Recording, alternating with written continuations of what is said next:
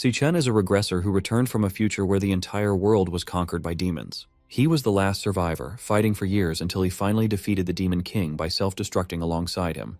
Then, after a blinding light, he wakes up back in the past inside his dorm room. He feels confused and wonders if he has somehow reached the afterlife. But when he looks outside the window and sees people standing there, he slowly starts to realize what happened. After a moment, it finally hits him that his wish came true. He has gone back in time to his university days from 10 years ago. Just then, a strange hologram appears and tells Chen that the power of gluttony has been fully integrated. As he stares out the window, he realizes he has 3 years left before the first demon lord, Wrath, descends. He clearly remembers that this demon lord was responsible for everything that followed. Wrath was the one who opened the gates of hell, allowing the other demon lords to enter the human world one after another. Our hero decides that he must find where Demon Lord Wrath will appear and eliminate him before the gates can even open. Snapping out of his thoughts, Chen focuses on the floating interface beside him, which clearly displays his stats. He wonders if this is some kind of game menu or system, since he never had anything like this in his past life. Back then, he only relied on his awakened power, something only 1 in 10,000 people possessed.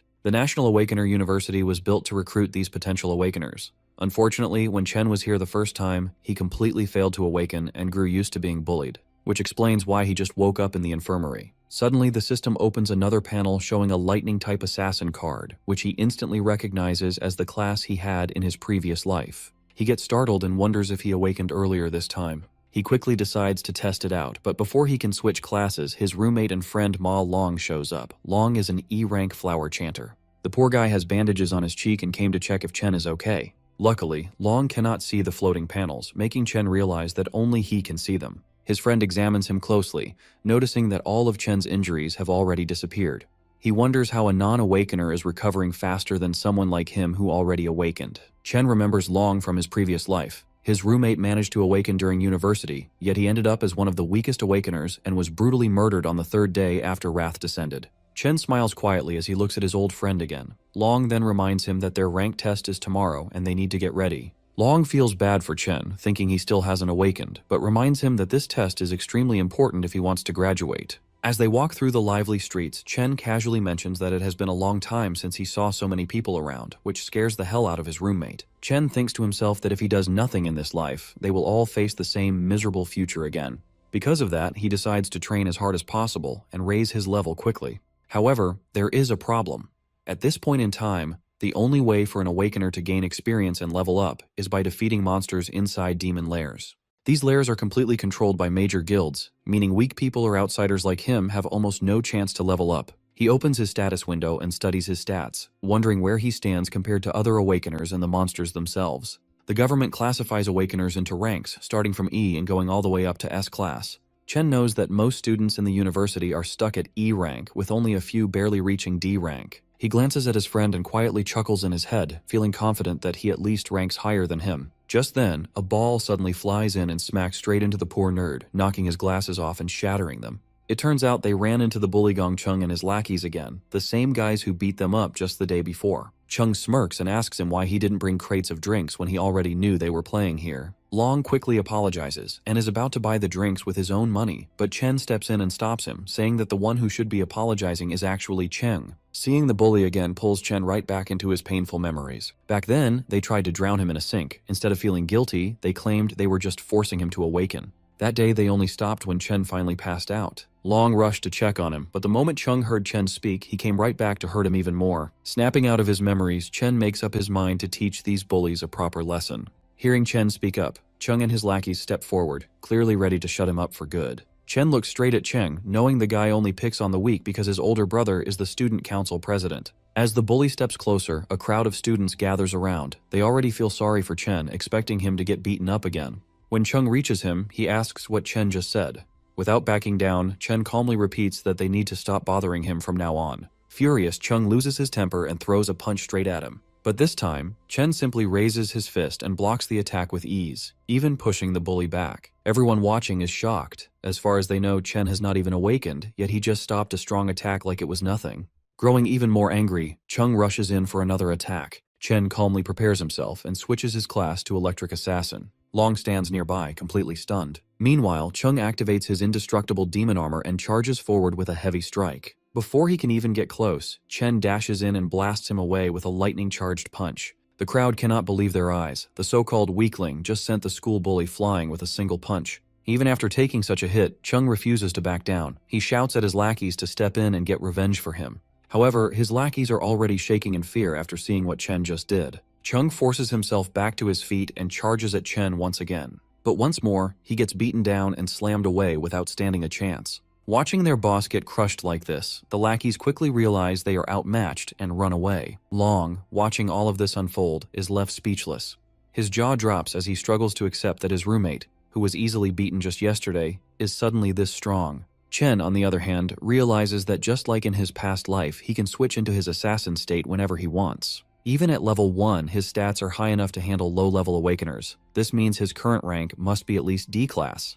However, there is still one thing he needs to confirm. Even after defeating someone, the system has not given him a level up. Curious about this, Chen steps forward to finish the bully off completely, causing everyone around to watch in panic. Right at the final moment, the vice president of the student council, Ling Yu, steps in and tells Chen to stop. She reminds him that even though Chung was at fault, this level of beating is already more than enough. She assures him that the bully will not dare to trouble him again. Because of this, Chen finally decides to let him go. As he backs off, Chen wonders why the student council is so eager to step in and save someone like Chung. Even though Chen was just putting on an act and didn't actually plan to kill him, he knows that bullies like Chung need to be punished properly. Otherwise, they will just keep targeting anyone weaker than them again and again. Chen then walks away with his roommate. Watching from a distance, the bullies' lackeys hide and whisper among themselves that they should never provoke Chen again. That night, Long tries to tell their other roommates how Chen awakened as a ridiculously strong lightning assassin, but none of them take his words seriously. Long keeps explaining how their once weak friend managed to beat Chung so badly, but Xiang Zuo, an E-ranked nucleus mage, treats it like a joke. Zuo asks why Chen is still running around training like this if he has really become such a big deal.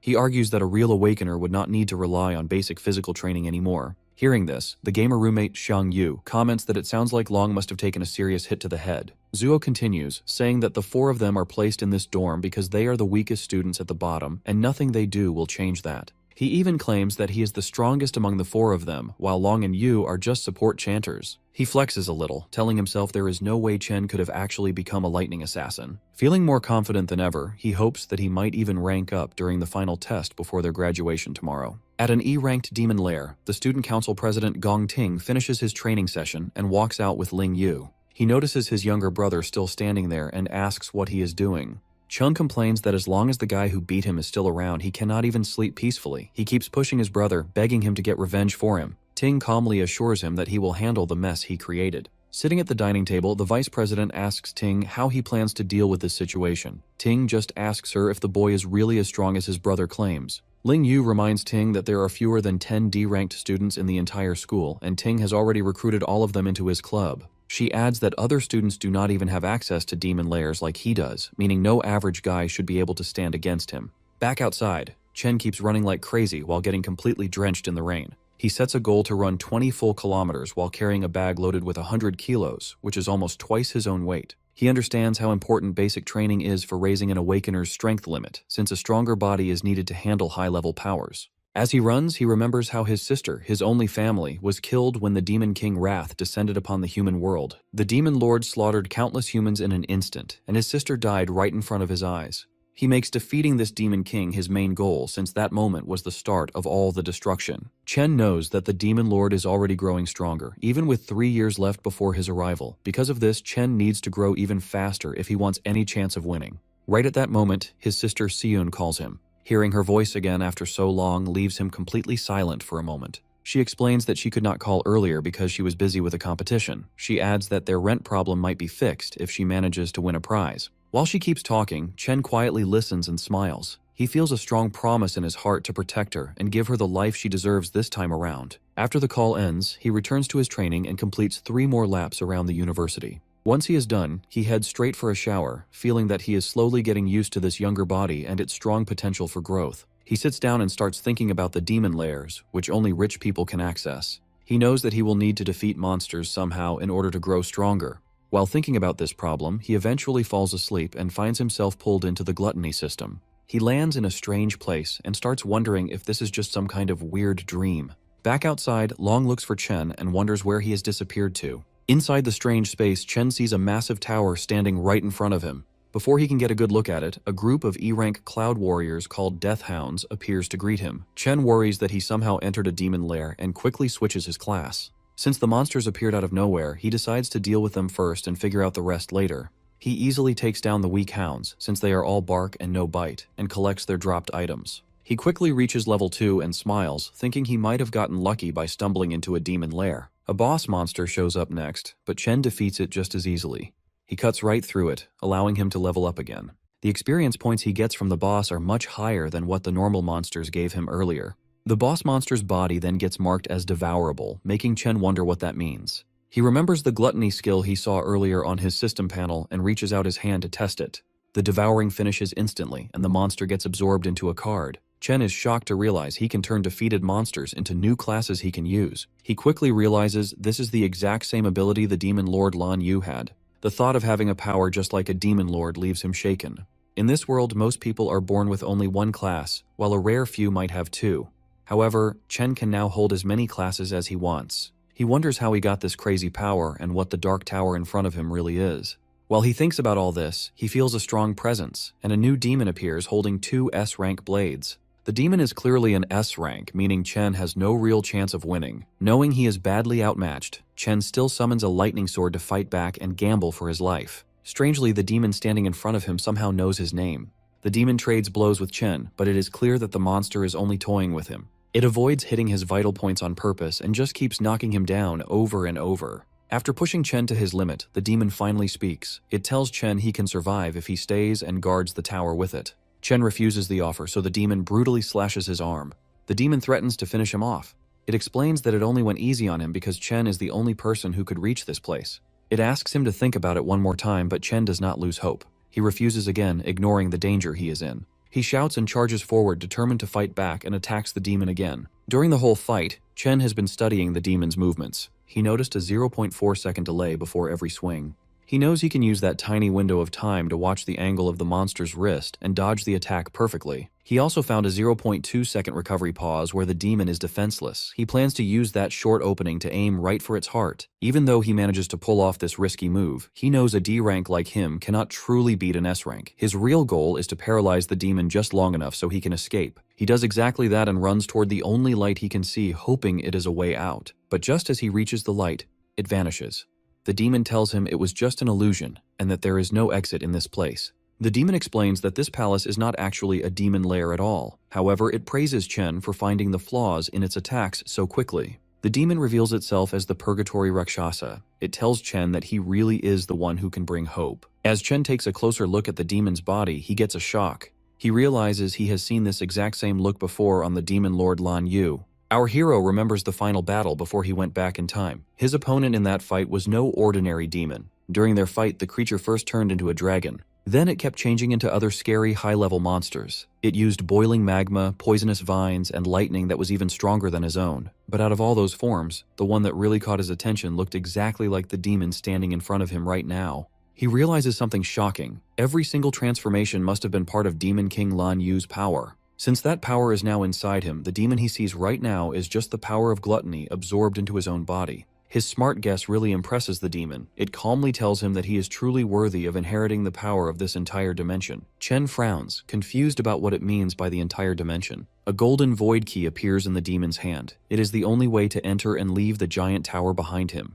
The demon explains that Demon King Lan Yu ate countless powerful monsters. Its sacred duty was to guard the tower that traps the strongest ones among them. Now, it decides to give that key to him. Rakshasa wants him to eat those demons, grow stronger, and take over its mission. Confused, Chen asks why a demon would ever help a human. The creature replies that even in the demon world, there are good guys and bad guys. One evil monster killed its whole clan just for fun. Since that day, it has waited for a chance to get revenge on that monster. Now, it believes it has found the right person to grant that wish. It tells our boy that someone was right about him being their best hope for revenge. Chen immediately asks who that person is. The demon just replies that all the answers are waiting inside the tower, speaking in a mysterious tone like an old sage. With its final words, it offers all of its remaining energy to him. In return, the demon tells him that he must become the strongest human on the planet. It will not be easy to eat every single wild beast hiding inside the tower. Each of those smart creatures will be a huge challenge to beat. The demon gives its final warning, saying that only someone with a strong hunger to grow stronger deserves Purgatory Rakshasa's power. That is the drive he needs to kill every demon king in existence. After saying that, the demon's body turns into a burning ball of energy for Chen to absorb. Chen immediately levels up 8 times and gets 2 of Rakshasa's swords. Without hesitation, he accepts the mission, promising to carry out the fallen warrior's final wish. Along with the stat boosts, he unlocks the ability to control gravity and absorb power from dead humans and demons. The next morning, he slowly opens his eyes, waking up inside his dorm like any normal day. He jumps up when a loud voice echoes through the room. His roommates are already getting ready and tell him to hurry up if he wants to get to school on time. When he notices his body is completely fine, he wonders if everything he experienced was just a weird dream. But his updated stats prove that is not the case. Everything he saw was real. After jumping from level 2 to level 10 overnight, he wonders what rank he is now. His roommate begins making fun of him. He mentions how someone was shamelessly praising him the other night, talking about how cool and crazy strong he supposedly became.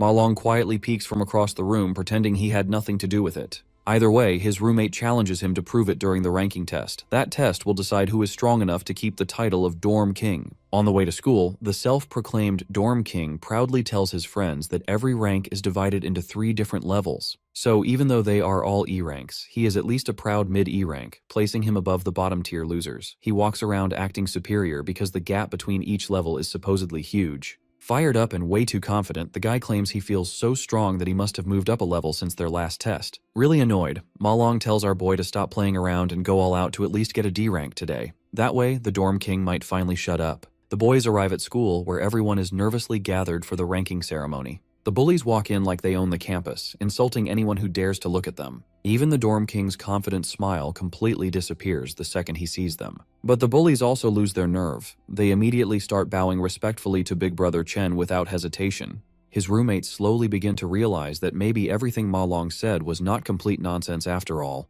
Our boy ignores the bullies and just minds his own business. Another student decides to step in front of him. It is Jian, a student council officer who acts like the school police, and he gives Chen a very polite warning. The student council president personally sent him to punish the guy who dared to hit his precious little brother. All of Chen's friends immediately scatter and hide. They are terrified of Jian, the enforcer who handles all the dirty work for the president. His roommates cannot figure out why this D-rank monster is targeting Chen like this. He steps right into Chen's personal space. The president's loyal follower brags that his great sense of smell lets him judge exactly how strong someone is, and right now, all he smells from him is a weak, pathetic loser. Amused by the insult, our boy fires back without hesitation. Shane completely loses his temper the moment he gets called a dog. Before a fight can actually break out, the overgrown pup's master orders him to stand down so they don't cause a public scene. After doing some digging, he found out that his little brother was the one who started the fight. Getting beaten up was simply the result of picking a fight with someone way out of his league. With that said, the president shoots him a glare sharper than daggers. But our hero isn't intimidated in the slightest. Just then, a professor announces that the rank assessment ceremony is officially starting. He asks all the students to step forward when their names are called. Hearing that, the president tells his lapdog they are leaving. He assumes this was a one-time incident and that Chen won't cause any more problems after being warned. Watching from high above, a man curiously asks the vice president why she is watching the ranking ceremony today. He wonders if a certain rookie has caught her eye. The lady smiles faintly, saying that this year will be quite interesting. Soon, Xiangzhou's name is announced. The Dorm King feels slightly nervous as he steps through the door. The atmosphere completely changes on the other side. The assessment is done one by one inside a special demon lair. In there, a demon heart connected to wires measures an awakener's rank and potential by absorbing their energy. When the awakener releases their full power, the signal transfers back to Earth, revealing their assessment results. The Dorm King's rank turns out to be exactly the same as last time. However, the professor looks confused when his potential score takes longer than expected to show up. Ma Long stares intently at the shifting numbers. After building up all that suspense, Xiangzhou's maximum potential is revealed to be only a C. He walks out looking sad, realizing that all the progress he thought he made was just in his head. His roommates try to comfort him, telling him they are all in the same boat anyway. They are all stuck at E rank, with the potential to reach C rank at best. A few moments later, the president's lapdog walks out proudly. He is still a lower D rank, but he has the potential to reach A rank. Chen's roommates begin to lose hope, since they have already seen nearly 10 students reach D rank. Even the professors are shocked that so many students have reached D rank. It is rare for students without real combat experience to break past E rank. Filled with excitement, they call up the next student. It's the president, who carries everyone's expectations on his shoulders. All eyes turn to Gongting, the student who is already a guild master, as he walks onto the stage. Our boy stays calm and patiently waits for his results. Everyone in the academy knows that Gong Ting was only a lower D rank 2 years ago. Since the school's historical record for the highest grade is middle D rank, people wonder if the president will finally raise the bar. Inside the demon lair, the demon heart's eyes slowly open to his presence. The president isn't able to unleash everything he has. Still, he has a burning desire to go out with a bang at graduation, carving his name into the history books as number 1. When the professors see his potential grade glowing gold, they blink in disbelief. Their suspicions are confirmed as Gong Ting's high D rank completely blows them away. Not only that, but excitement erupts through the crowd at the sight of the first potential S rank in history. The president's lackeys praise their boss non-stop. Even Chen's roommates burn with jealousy as they watch a legend being born right before their eyes. The professors quietly agree among themselves that this news must be sent to the administration immediately. They need to treat their precious S-rank candidate with the utmost care, making sure he never leaves the country. On top of that, he is the youngest student in the academy to be involved with a guild. Their school's name is now guaranteed to dominate the headlines. Observing from above, Principal Yuan Long realizes that Vice President Ling Yu already knew about his potential. That is exactly why she came in person to watch the ceremony. However, she makes things even more interesting by revealing that he wasn't the only one she came to observe today. Besides the flashy president, there is another student she finds much more interesting. Right on cue, that exact student is the next one called onto the stage. Jean comes up with a bright idea and decides to taunt the mysterious urban legend, urging him not to end up as E-rank trash like his roommates. He says they will become a laughing stock if that happens, adding that it's a disgrace for them to even show up at such a prestigious event. Long backs up his friend and boldly claims that he will knock everyone's socks off. The crowd watches in pure anticipation. Chen finally enters the demon lair, and the demon heart instantly senses intense pressure as he approaches. Our hero recalls that the best way for an awakener to secure a good future is to join a high-ranking guild. He knows the only way to reach that goal is by performing well during the graduation combat assessment. There, candidates must choose their own members to form a 10-person squad. The squad that takes first place gets directly recruited into the nation's top-tier Imperial Guild, making the purpose of this test very clear to everyone. Jian begins recruiting and introduces another low-tier D rank to his boss. He proudly claims that their party is now complete. He explains that they already have all the D ranks along with the president's brother on their team, so there is no way they can lose first place. Jean knows that strong students will naturally group together to form the best party, leaving the weakest to do the same. This creates a brutal environment of survival of the fittest, where the weak are easily cast aside and eliminated. After some time passes, Long starts to feel anxious because the screen isn't changing. The crowd quickly assumes that Chen must be so weak that the system can't even register his presence. Jian then tells Ting that the remaining students are nothing but trash, so they should just leave instead of wasting their time. However, right as they get ready to leave, the screen suddenly flickers and displays a high D rank label, sending the entire crowd into chaos. Shock spreads across everyone's faces. The president and the student council also react in disbelief at this unexpected result. Soon, the system detects a strange change in the results. It turns out Chen is using the system to see how his level 10 base stats in his normal physical form translate during the evaluation. After seeing a D rank, he switches his class to the Infernal Death King, which is his weakest devoured class so far. His rank instantly shifts from high D to mid C, completely blowing the crowd away. The council struggles to believe that the machine is still working properly. Even the scientists question the situation, wondering why the results keep changing. They soon start to suspect that the machine might be broken beyond repair. At that exact moment, the demon heart becomes unstable, and the results change strangely once again. Chen notices this and decides to switch to a stronger class, transforming into the Purgatory Rakshasa. The demon heart grows anxious as a violent storm brews outside the demon lair. Jian shouts in confusion, treating the storm like a celestial sign that history is rewriting itself, as if their dorm has produced a divine monster. In the very next moment, his potential flickers to S rank, leaving both the scientists and President Ting completely stunned.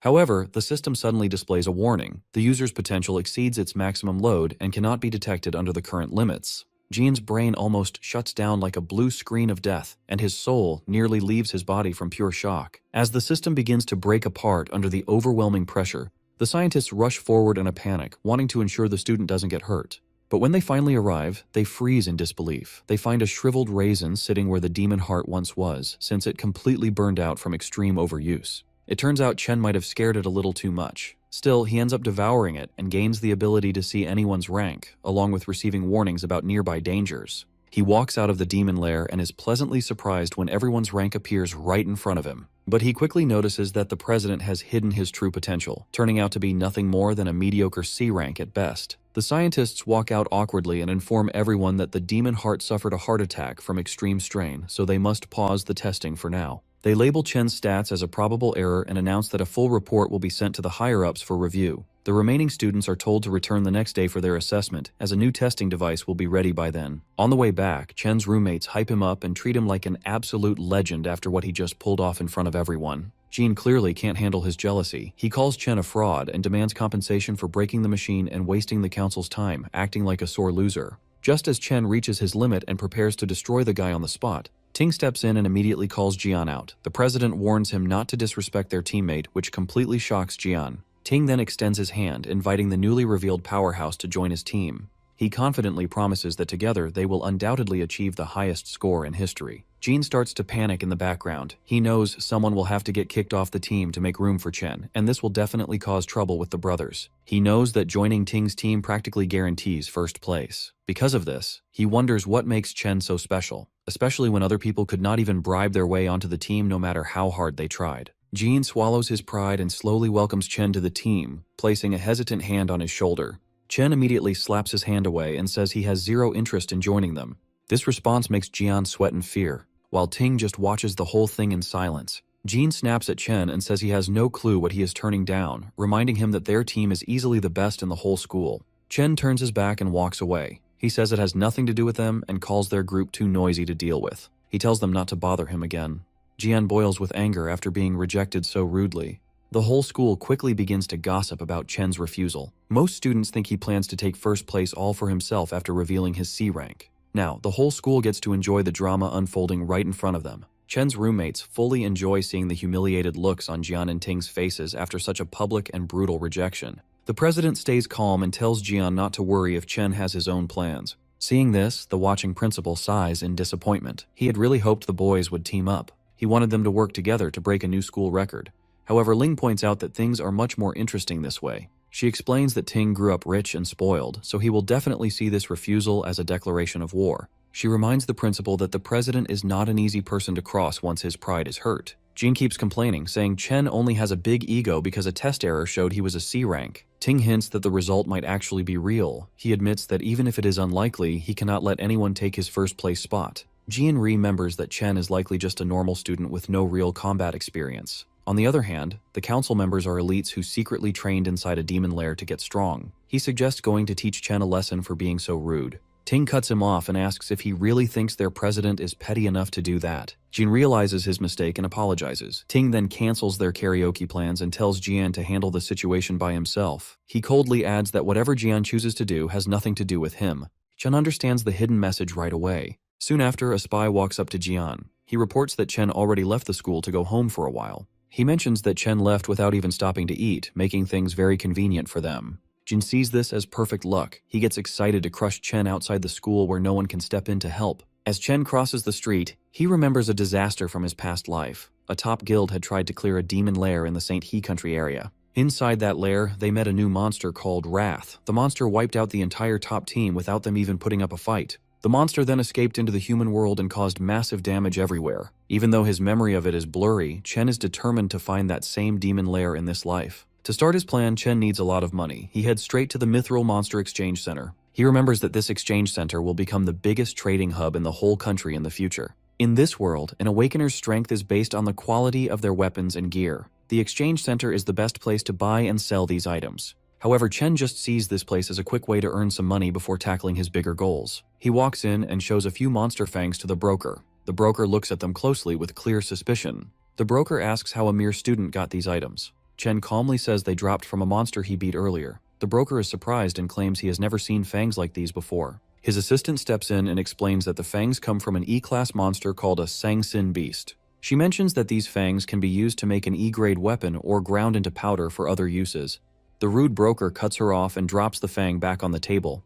He claims that an E-grade item is pretty much worthless anyway. He brags that their shop is for VIPs only. They only deal with high-status Awakeners and D-grade items or better. He uses this as an excuse for not knowing what the E-grade item was. In his mind, he complains about not getting any rich customers lately. He sees no point in helping a low-tier student since it will not help him get a promotion. He calls Chen a bother and dumps the work on his assistant, Li, before walking away. Li politely hands Chen an envelope of cash. She then asks if he needs help with anything else. Chen checks the envelope to find 18 grand. He decides this is enough to pay his rent for now, without any stress. He then takes out the glowing greatsword he got from the Purgatory Rakshasa. This immediately grabs Lee's full attention. Even though she has never seen anything like it, she guesses it must be at least a B grade or maybe even an A grade item. The broker walks back over and laughs at her guess. He says A grade items cost around 1 million.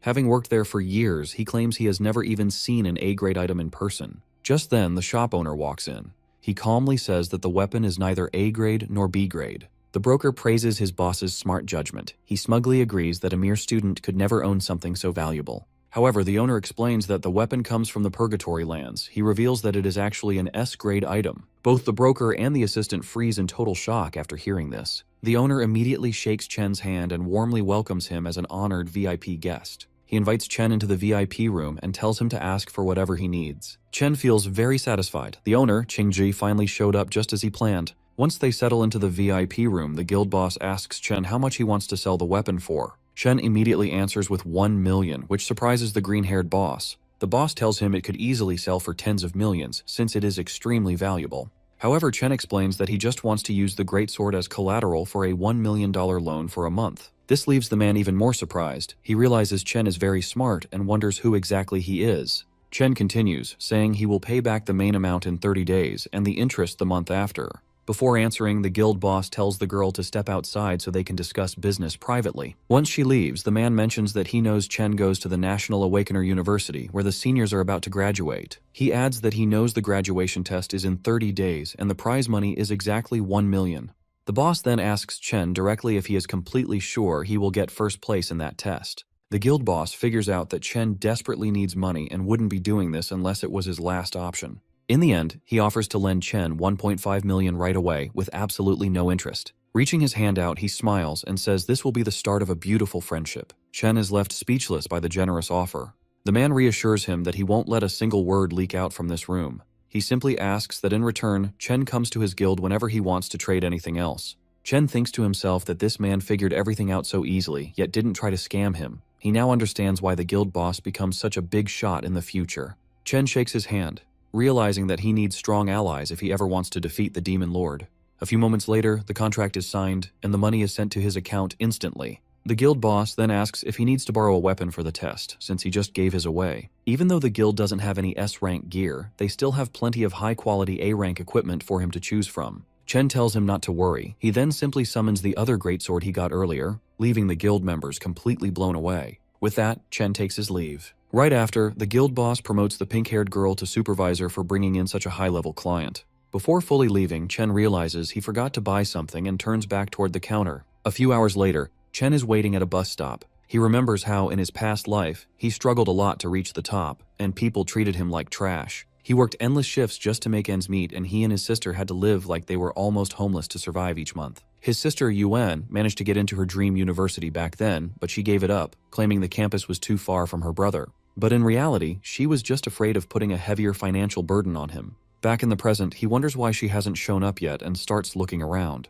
Just then, a voice calls out, calling him stupid for searching near the entrance instead of the exit. It's Yuan. Pulling along her huge suitcase, she tells him they are broke again because the rent drained all their money. However, Chen just stands there in complete shock, since it has been 7 years since he last saw her. She tells him to help her with her bags. Getting no response, she waves her hand in front of his face, trying to snap him out of it. At that moment, Chen suddenly rushes forward and hugs her tightly, catching her by surprise. After a few awkward moments, she pokes his sides to break free from his grip, scolding him for nearly suffocating her. She tells him he has been acting pretty weird lately and wonders if his crush finally rejected him, but he just brushes it off. The two start walking together while she continues to talk about her exams. Even so, Chen is more than happy to listen to everything, promising himself that he will never let anything bad happen to her in this life. Elsewhere in a dark alleyway, a few thugs are waiting around. After confirming that Chen will pass through the area, their leader Jian tells his men to stay low until their target shows up so they can ambush him together. With a crazy smile on his face, he tells himself that he will definitely punish Chen for what he did. One of the thugs asks if they will get in trouble if the situation escalates.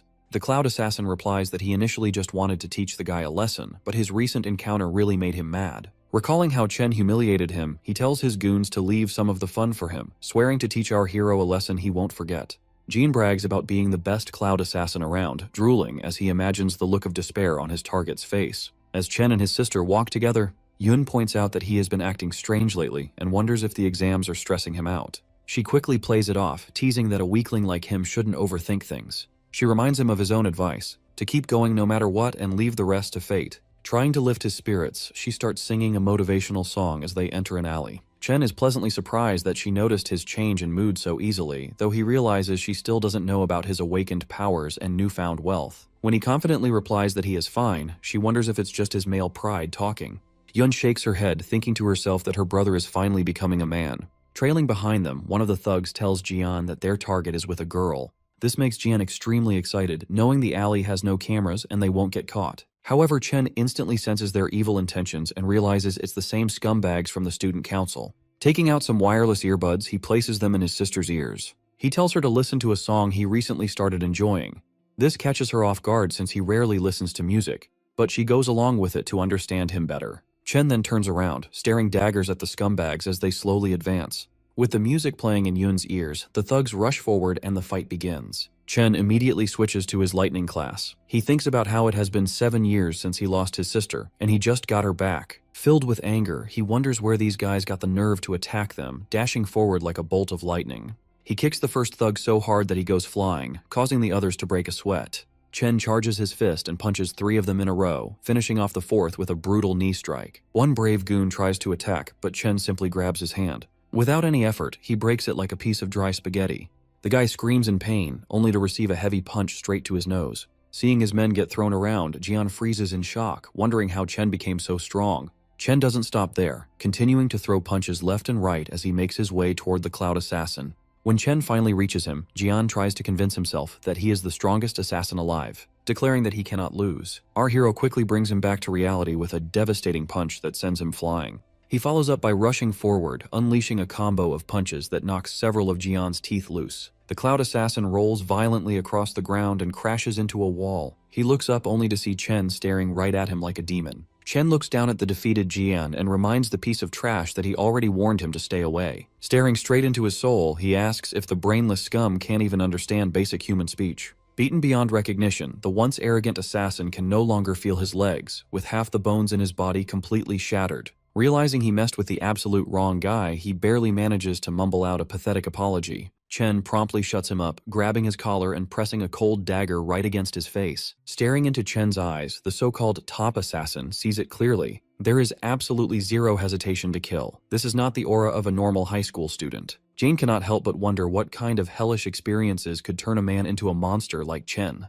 Dripping with cold malice, Chen tells the broken boy to remember his words carefully if he wants to avoid a repeat of this nightmare. He won't hesitate to tear them apart if they ever try anything stupid again. Delivering his final warning, he adds one last chilling condition for emphasis. If they so much as step within a mile of his sister, he will gladly hunt down and erase everyone close to them, one by one. With his message delivered, he drops the dagger and casually walks back to Yuni's side before the background song even finishes playing. Meanwhile, his sister is completely overwhelmed with emotion, moved to tears by the painfully sad and lonely lyrics of the track. She cries, heartbroken and confused over what her brother must have endured to change so drastically over the years. She even wonders if her support back then was simply not enough. Wiping her tears, she spins around, determined to give him a proper scolding. But she freezes mid-sentence the instant she spots the gift in his hand. The shiny, gold-plated pen she has always dreamed of owning is sitting right in front of her eyes. Yun flushes bright red with overwhelming excitement. She can hardly believe her brother actually bought her the newest holographic magic pen, an item that costs more than their entire monthly rent.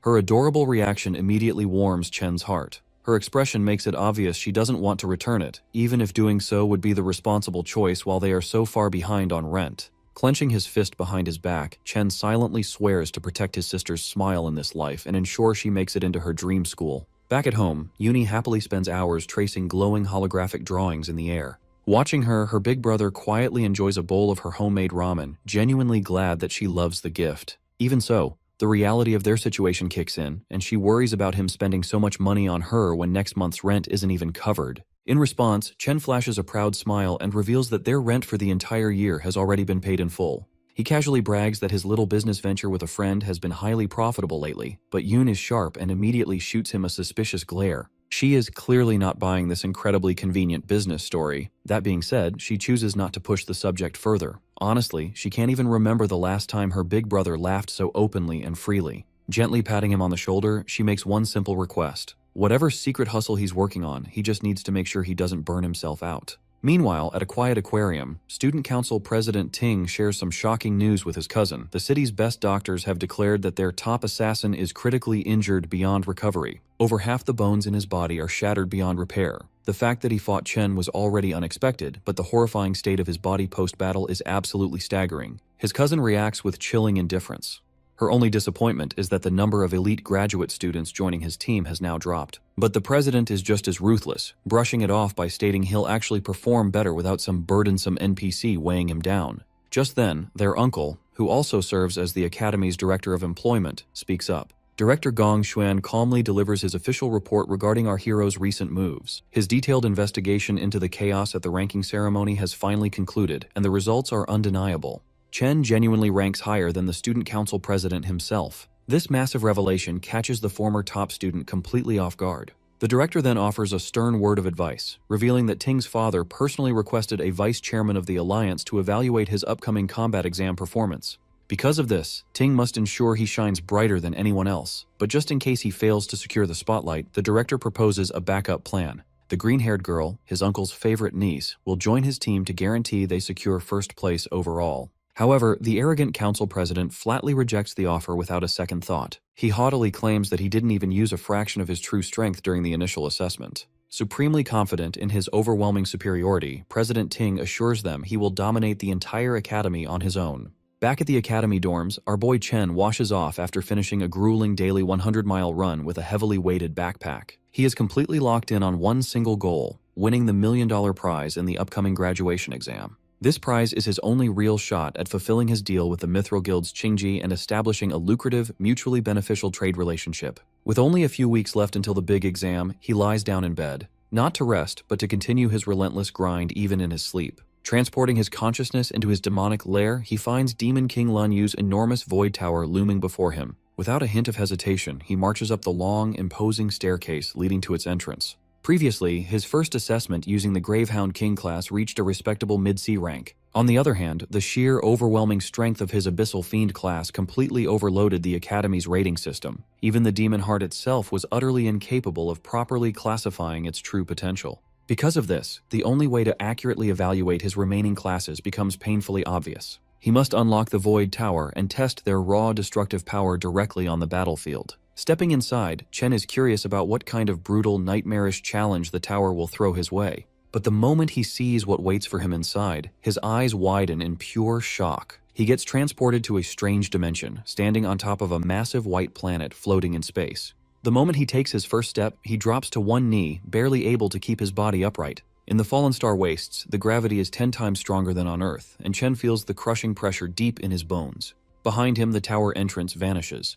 He knows this means he has to defeat the boss to reopen the exit, so he needs to adapt quickly before any monsters can ambush him. However, a phantom lion prowling nearby isn't going to give him that chance. Left with no other choice, Chen instantly switches to his lightning class. The lion lunges at him, but he narrowly dodges and stabs it right in the shoulder. The beast roars in anger, but the strike doesn't do much damage since it missed its vital spots. He quickly realizes that his attacks are just as slow and sloppy as his current ability to move. The phantom lion easily pins him to the ground and goes in to take a bite out of him. This shows just how well these monsters have adapted to the extreme gravity. He lets the lion bite his arm for a moment before quickly switching to his Abyssal Fiend class. The change instantly gives him a different kind of stat boost. Trading away some speed, he gains a massive amount of strength and stamina, which is exactly what he needs for close combat. His class change slams the aggressive beast down, immediately flipping the fight in his favor. Rakshasa's gravity manipulation proves to be extremely useful. On a planet with 10 times normal gravity, a 3-time multiplier hits with brutal force.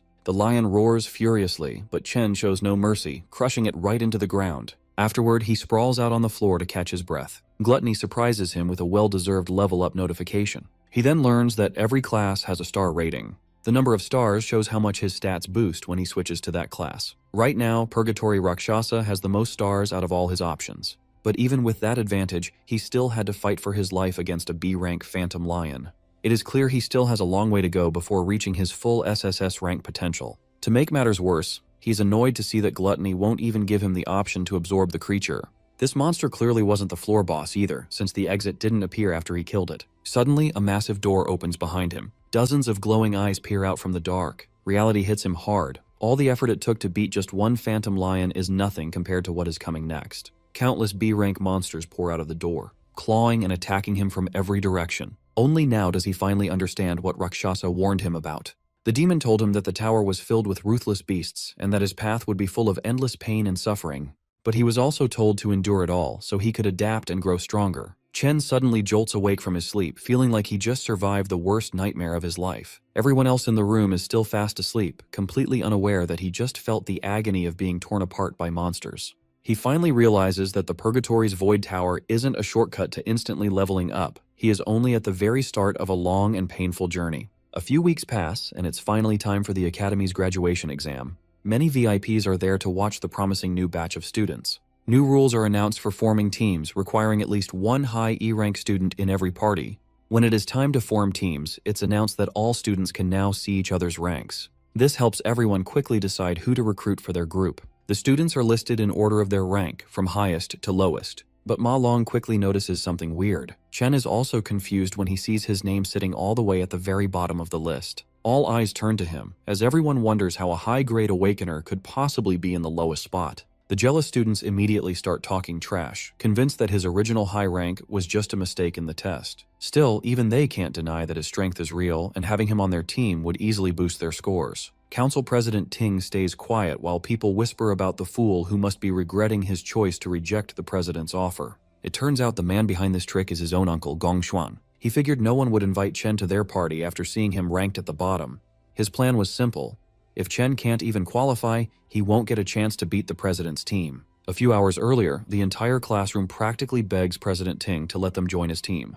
They try their best to flatter him, but Chung shuts them down, saying they can only add one more person. Now, all the other students have formed their own teams, leaving only the weakest dorm behind. Long says they tried asking everyone, but no one wants to join them. Since they only have 4 people right now, they cannot take part in the graduation test. He complains that it is very suspicious that Chen's score was dropped to the lowest rank, making him unfit to even take part. Since the rules require at least one high-level E rank, it feels like their group was targeted on purpose. The graduation test is the only way students can show their talent and get scouted by top guilds. In the final test, the number of participants decides how many monsters the group will face, so having more people is not an advantage. That is why no one wants anything to do with the weak students, as they would only be an extra burden. To make things worse, the 3 lowest-ranked students are all from the same dorm, leaving them completely isolated. A student calls out to Zuo and tells him they are only missing one person. The guy tries to manipulate him, saying he surely does not want to fail the graduation test by teaming up with his weak dorm mates. Chen realizes that if this keeps going, there is a high chance they will all be left out and will not even get to compete. However, the dorm king rejects the offer and says he will never abandon his roommates. The other group leaves in anger, but he still warns them not to underestimate others. Checking the student list, Long announces that almost everyone has already formed their teams.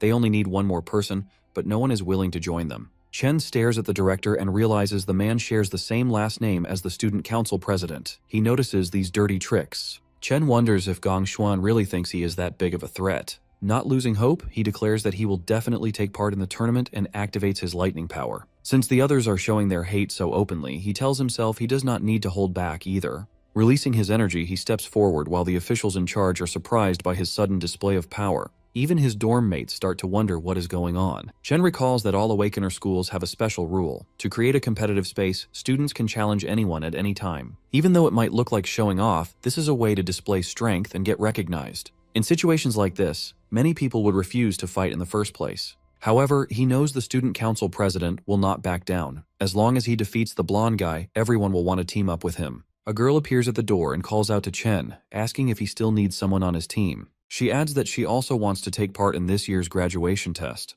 The vice president points out that she reached D rank back in middle school, so she will not disappoint him. His dorm mates go crazy, wondering how he managed to get such a beautiful girl on his side. Chung and Ting both look confused about what is happening, while the director nearly chokes on his water. The students start gossiping and wonder why an exchange student wants to join the worst-ranked team in the test. No one really knows who she is, but there is a rumor that she comes from the Saint Kingdom. The director gets very angry and tells her that exchange students cannot take part in the school's graduation test. He goes on to say that Ling never took any rank tests here, nor did she prove her rank, which goes against all the rules. The principal suddenly appears and says that the director is right. Gong Xuan is shocked when he sees the old man. The principal then asks why Ling wants to join the test, since she will only stay at the school for a short time. Chen is caught off guard and wonders how the principal suddenly teleported, since he is a warrior class. The old man explains that it would not be fair to others if she joins the test, and she simply plays along. Chen starts sweating when he realizes that he cannot even tell what rank these two are. The director finally gathers the courage to speak up and supports the principal, saying a school cannot function without rules. The principal then changes his tone and explains that the goal of the school is to provide a learning space for awakeners so they can achieve great things in life. Even though the graduation test is a tradition, it is also one of the most important moments in a student's life. He asks how the school will make up for the loss if a student cannot take part due to sudden rule changes. The director starts sweating heavily and wonders if he has finally been exposed. He begins to question if the principal is doing all of this just for Chen. Realizing it is not worth the trouble, the director decides to back down. He tells himself that since the strongest students have already formed a team, they should easily win the test anyway. The director bows to the principal and apologizes, admitting they overlooked how this system could stop some students from getting a chance to grow. He then announces that to ensure fairness, even lower-ranked teams and groups with less than 5 members can now participate. The 4 dorm mates finally form their team and celebrate that they can take part in the graduation test. Sitting in the back, the principal tells Ling that she seems a little too interested in Chen. On one side of the test, the student council president leads the team of the strongest players. On the other side, Chen leads the 3 weakest players. This makes the old man very curious about which cave they will choose and how many points they will score in the end. The official then announces that all captains can now choose which devil cave to enter. His tablet dings, catching him off guard because one captain has already made a choice. Everyone is shocked when they see which cave Chen selected. His dorm mates also panic and tell him to quickly change his mind, asking if he understands what he just did. However, Chen remains silent as he continues to stare at the screen. During the graduation test, teams of students enter a devil's cave and earn points by defeating monsters. Defeating monster lords and clearing the dungeon quickly gives separate points. The dungeon's difficulty level then determines how much the total score is multiplied. An F-rank dungeon gives up to 75 points, while an E-rank dungeon offers a maximum of 100 points. The team with the highest score gets scouted by the Imperial Guild, and the top player receives a reward of 1 million yuan. Inside the selection room, the students discuss that the highest score in history was 90 points, achieved by the current leader of the Imperial Guild. Even clearing an E-rank dungeon requires a team to have at least 3 solid D-rank fighters. This year, Ting's team might actually surpass that record. The display suddenly dings, informing everyone that someone has already selected a Devil's Cave. A student is shocked to see that Chen has chosen a D-rank dungeon. No one has ever cleared a D-rank dungeon before, and everyone wonders if he made a mistake. Long asks Chen if he hit his head, while the dorm king completely loses his mind at the screen. The nerd tries to talk some sense into Chen, but he reveals that he thought long and hard about this choice. The system dings again when the student council president also selects the D-rank cave. Ting's teammates immediately accept their leader's choice, officially qualifying them for the test. The classroom goes wild at the announcement, though Ting's group tries to act nonchalant. A blonde goth girl roasts Chen for trying to act tough, assuming he just wants attention. A bald student adds that Chen's weak teammates will never agree to this, and the team will fall apart. Long studies Chen's face and realizes he is completely serious. He wonders when his friend became so bold and how much he has changed. Making up his mind, the nerd presses the confirm button, deciding to trust his friend. Yo also hits the green button, feeling like he has nothing to lose. The dorm king gets annoyed that the others made their choice before him, so he presses the button too. With that, the system officially qualifies their team for the test. Looking at his dorm mates, Chen apologizes and explains he chose this dungeon to become the top scorer. He knows he is dragging them into his own dream, but he reassures them they will reach the top together. Hearing his words, the president stands up and declares that the top spot belongs to him alone. Chen turns around and faces him directly. Ting releases an intimidating aura, stating that there can only be one strongest student in the school. Standing in the back, Ling is surprised as this is the first time she has seen such strong emotions from Ting. The rivalry between the two is now out in the open. The principal feels proud that the students are so fearless, but Ling is uneasy about Chen choosing a D-rank cave, which even a C-rank fighter cannot clear alone. Even though a student can earn 150 points from a D-rank cave, the difficulty is just too high. On top of that, his teammates are not well suited for it either. The principal adds that with only a month left, it will be impossible for them to improve enough in time. Even so, he still hopes for the best. 2 weeks later at the training grounds, everyone lies exhausted on the floor. Long asks why they are doing physical training while the other students are using simulation training. Chen made them go through all kinds of exhausting exercises, leaving them extremely frustrated. Chen explains that simulation training is actually no help at all. When someone enters a devil's cave for the first time, their mind goes blank and their instincts are the only thing that saves them. The physical training is meant to improve their strength so they can move faster and react better. The best training would be to enter a real dungeon and gain experience, but ordinary students can only dream of that. Only the elites get those opportunities. Furthermore, the elites do everything they can to make sure normal people never catch up, allowing them to stay on top. They have access to resources that regular people spend their entire lives trying to get. The Dorm King asks what ordinary people are supposed to do in that situation. Chen reveals his plan, saying that if they manage to join the Imperial Guild, they can change the entire system. The graduation test is their only real chance to surpass the elites. Driven by this dream, Chen swears to do everything he can to keep his promise and guarantees that they will win. With just half a month left before the graduation exam, our boy trains inside the Void Tower every single night. Defeating the Phantom Lions is no easy task, but he refuses to quit no matter how hard they beat him up. 5 days before the exam, his roommates are training with everything they have. Our boy, however, is on a completely different level. His intense routine makes even the toughest training look like a basic warm-up. With just 2 days left, his rival is clearly not slacking off either. But Chen is improving even faster. Now he can confidently fight a whole pack of lions under heavy gravity. With blood running down his face, he has never looked more ready to win. On the day of the exam, a small drone floats near the students to guide them. The boys walk in wearing matching outfits, looking really sharp. Once all the students put on their wristbands, the exam officially begins. Outside the exam area, the academy principal warmly greets Gong Lin. This sharp-looking man is President Ting's father, the co-founder of the Imperial Guild. The students cannot stop staring at the Imperial Guild co-founder, looking at him like he is a rare animal at the zoo. Their curiosity grows even more when they see the principal and the guild co-founder welcome a fancy white limo. A red-haired man named Carl Cavendish calmly steps out of the car. The students freak out because everyone recognizes him as the vice chairman of the World Guild Alliance. Someone as important as him would normally never visit a place like this. Inside a VIP room, the director tells the special guests that 23 teams are challenging F-rank demon lairs. A few groups chose E-rank lairs, and only 2 brave teams picked D-rank lairs. The Alliance Secretary Sigrid looks very surprised that the students would make such a risky choice. Usually, even a D-rank team needs to prepare carefully before entering a D-rank lair. She asks if the Academy really thought about the students' safety. Hearing her concern, the director calmly explains that the students fully understand what they signed up for. He made it very clear that Awakeners with no real combat experience usually struggle against even F-rank monsters. But the real danger is the lair's boss, which is much stronger than the normal monsters. Many teams end up failing because they cannot defeat the boss. However, things are completely different inside E-rank lairs. Even the basic monsters there are as strong as an F-rank boss. This hard truth is something students usually learn the hard way. The Alliance Secretary then asks if there is any protection for the students if things get too dangerous. The director promises her that the Academy cares deeply about its top students. To keep everyone safe, a warrior from the Imperial Guild stands outside every lair, ready to jump in if anything goes wrong. On top of that, the wristbands each student wears can instantly teleport them to safety if they choose to give up or if their life is in real danger. Hearing this, the lady still doubts that the Academy has students skilled enough to beat a D-rank lair. She quietly wonders how long those teams can actually survive inside.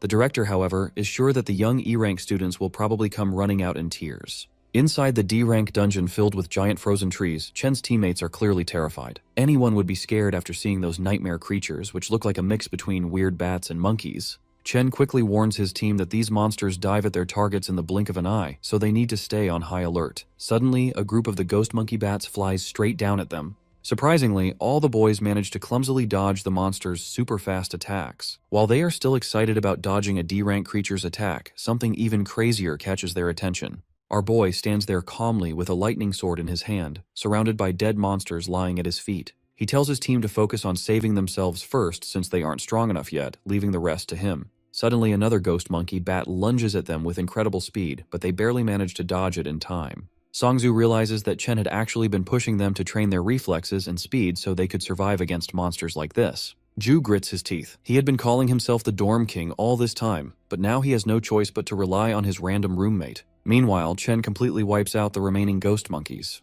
They dive toward him in waves, but he slices them down before they even know what hit them. The Dorm King mutters to himself that he always heard about Chen's strength from Ma Long, but this is the first time he's seeing it for himself. To him, Chen doesn't look like a normal student at all, but more like a battle-hardened soldier. As the fight continues, the Dorm King feels a bit of jealousy creeping in over Chen's rising reputation. Out of nowhere, another monster appears behind the group, and Ju barely manages to block its strike. He grabs the creature's leg with his flaming hands and yells at his teammates to stop acting like dead weight and get it together. After all, Chen isn't the only one whose graduation is on the line. The others stare at him, surprised by his sudden determination. Inspired by the Dorm King's stubborn will, Shangzu casts his Vine Lock spell, successfully tying up the monster. But to his shock, the creature breaks free almost instantly, kicking Zhu in the process. Long casts his Frostbite Breeze spell, which only slows the monster down a little, so they decide to combine their attacks. Working together, they manage to hold the creature down briefly and shout for the Dorm King to take the shot. He charges up an explosive flame bullet and lands a direct hit. But the attack barely does any damage, only leaving behind a few burnt hairs. He fires several more flame bullets at the monster, but nothing seems to put it down. Shangzhou and Long are already pushed to their limits. The Dorm King decides he can't afford to hold back anymore. He gathers all his strength and unleashes a massive flame attack straight at the monster, triggering a huge explosion. When the smoke clears, only a charred skeleton remains. The drone announces that they have successfully killed a D-class ghost monkey bat. The three of them collapse onto the ground, completely drained. They are thrilled that they actually managed to defeat a D-class monster on their own. Chen walks over, slightly surprised, and they immediately ask if he saw them take it down. The monster leaves behind a single finger bone as loot, and Zuo tries to act tough, casually claiming that killing it was a piece of cake. Chen congratulates them anyway. Soon after, the drone announces that all the monsters inside the Devil's Cave have been cleared. Watching the live feed, Director Gong nearly loses his mind. He can't believe these supposedly weak students with zero real combat experience defeated a D-level threat.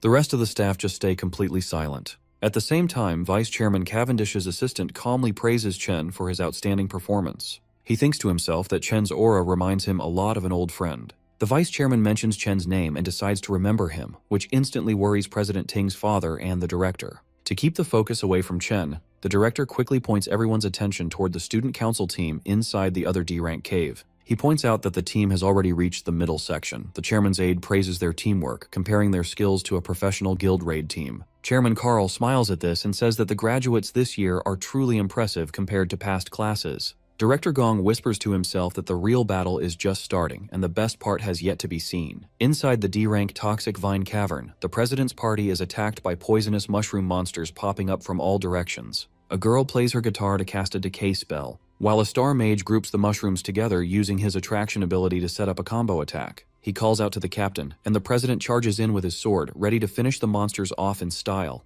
With a single fast strike, the president unleashes his blazing sky sword skill, blowing the mushroom monsters apart perfectly. His teammates notice that the monsters in this school test are exactly the same as the ones they fought during training. Because they know what to expect, the team handles the fight easily without feeling any pressure. They already guessed that the school officials set up the test ahead of time for them. Having the right support makes life much easier for them. Thinking this, they start celebrating early. They are totally confident that they will win first place this year without a real challenge. Down on the final level of the Cloud Forest, the boys are shocked they actually survived long enough to reach the boss monster. In the middle of a frozen wasteland, they spot a giant ghost ape calmly eating its meal. The Dorm King starts sweating right away, just thinking about how strong the monster is. One hit from that beast would probably kill him instantly. Right then, the creature slowly locks its eyes on the weakest person in the group. Ma Long screams in fear, and that single loud noise is enough to make the beast attack. The giant ape jumps right at them in a scary leap. The boys run away as fast as they can to save their lives. Chen just charges forward without any hesitation. He jumps straight into the beast's giant face with a hard kick, then lands a series of fast punches that bounce its heavy body in the air.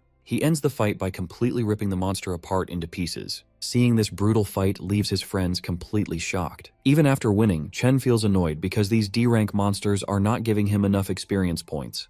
The item drops are disappointing too. He then hears his teammates shout in excitement that they found giant mana stones. It turns out the giant ape was hiding the shiny stones inside a hollow tree trunk. His friends are amazed by the surprise treasure and quickly reach out to grab the crystals. Chen shouts a warning for them to stop, but he is a second too late, and a bright flash of light explodes from the trunk. In just a few seconds, the whole area is covered in solid ice. Shangzu, the Dorm King, and the camera drones are completely frozen by the cold blast. Up in the VIP room, the live video feed suddenly cuts out. The shady director smiles, looking like he was waiting for this to happen. He knew high-rank monsters would set traps, and he figured it was only a matter of time before Chen and his rookie team walked right into one. Vice Chairman Cavendish frowns, clearly worried about the students. The director pretends to feel bad about Chen failing and says they have no choice but to pull the team out right away. The principal disagrees. He points out that the students are not in any real danger yet, because their wristbands will automatically turn on if their health drops too low, and none of them have asked to give up. He believes only the students should have the right to decide when to quit. Down in the dungeon, Ma Long shakes in the freezing cold. Out of everyone in the group, he is the only one who did not get frozen. This is because his character class has a naturally high defense against ice magic. Long hears a scary laugh and spots a skeleton ice monster staring right at him without any mercy. He recognizes it as the Lord of the Lair, remembering it from the monster compendium. He recalls that it is a cloud mage capable of easily controlling both offensive and defensive abilities by manipulating ice and snow. He also remembers that this creature, known as the Bone King of Remains, enjoys killing its prey through prolonged torture. Realizing the ice bomb was just a trap, he turns and runs without hesitation. Long knows perfectly well that he can't handle a C-class Lord monster on his own. He rushes toward Chen to free him, but an ice attack strikes his leg before he can reach his friend. The Bone King laughs at his misery, while Long's bracelet sends out a warning that his leg has been completely pierced. The device offers him the option to abandon the exam, but Long refuses to give up. He still tries to thaw Chen out before they lose their only advantage. Suddenly, another ice shard shoots through his arm, stopping him from freeing Chen despite his desperate efforts. The Bone King enjoys watching Long endure unbearable pain, and his bracelet issues another warning about severe damage. It detects that his arm has also been pierced and notes his dangerously high heart rate, offering him the option to quit the exam once again. Instead of giving up, Long thinks back on his past. Throughout his life, he always ran away from his problems the moment things got hard, a habit that left him behind every single time. He remembers how people ignored, bullied, and laughed at him.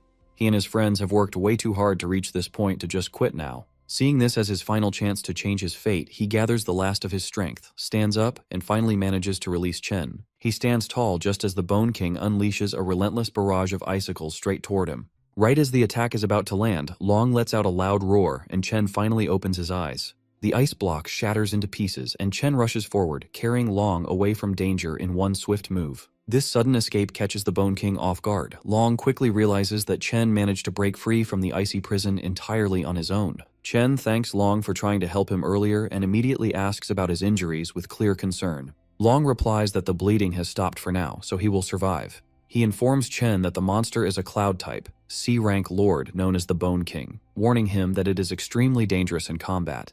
He adds that they must avoid getting frozen again at all costs if they want to survive. They turn back and see the Bone King charging up a massive cluster of ice shards. Long is stunned, realizing the monster is about to drop a giant ice nuke on them. In the next instant, the bomb crashes down, covering everything in blinding white. The monster begins to laugh, but suddenly stops when it notices that both boys are still alive after the devastating attack. Chen switches his class to the Doomflame King and activates his Cloud Warrior Frost Body, granting him complete immunity to cold damage. This transformation also boosts all his resistance stats in cold environments, turning the battlefield to his advantage. The Bone King lets out a horrified shriek. Even Long is confused as he watches his friend, who was supposed to be a Volt Assassin, turn into a Cloud-type warrior instead. He wonders if Chen might be one of those rare prodigies who can awaken two different classes at once. Chen simply apologizes for misjudging the situation earlier, admitting that he dragged his friends into a dangerous fight because of his mistake. He then switches classes again, this time into an Abyssal Fiend. Pulling out his Purgatory Warrior sword, he faces the Bone King, fully intending to end the fight right there. His best friend's jaw drops wide open at the sight. Normally, Awakeners are born with just one class they can specialize in, but there is an incredibly rare chance for someone to possess two classes at the same time. These dual-class users are so rare you could count them on one hand. This makes them treasures that every major guild desperately wants to recruit. However, that alone isn't what shocks his friend. Looking closely, he realizes that Chen isn't using just one or two, but three completely different classes.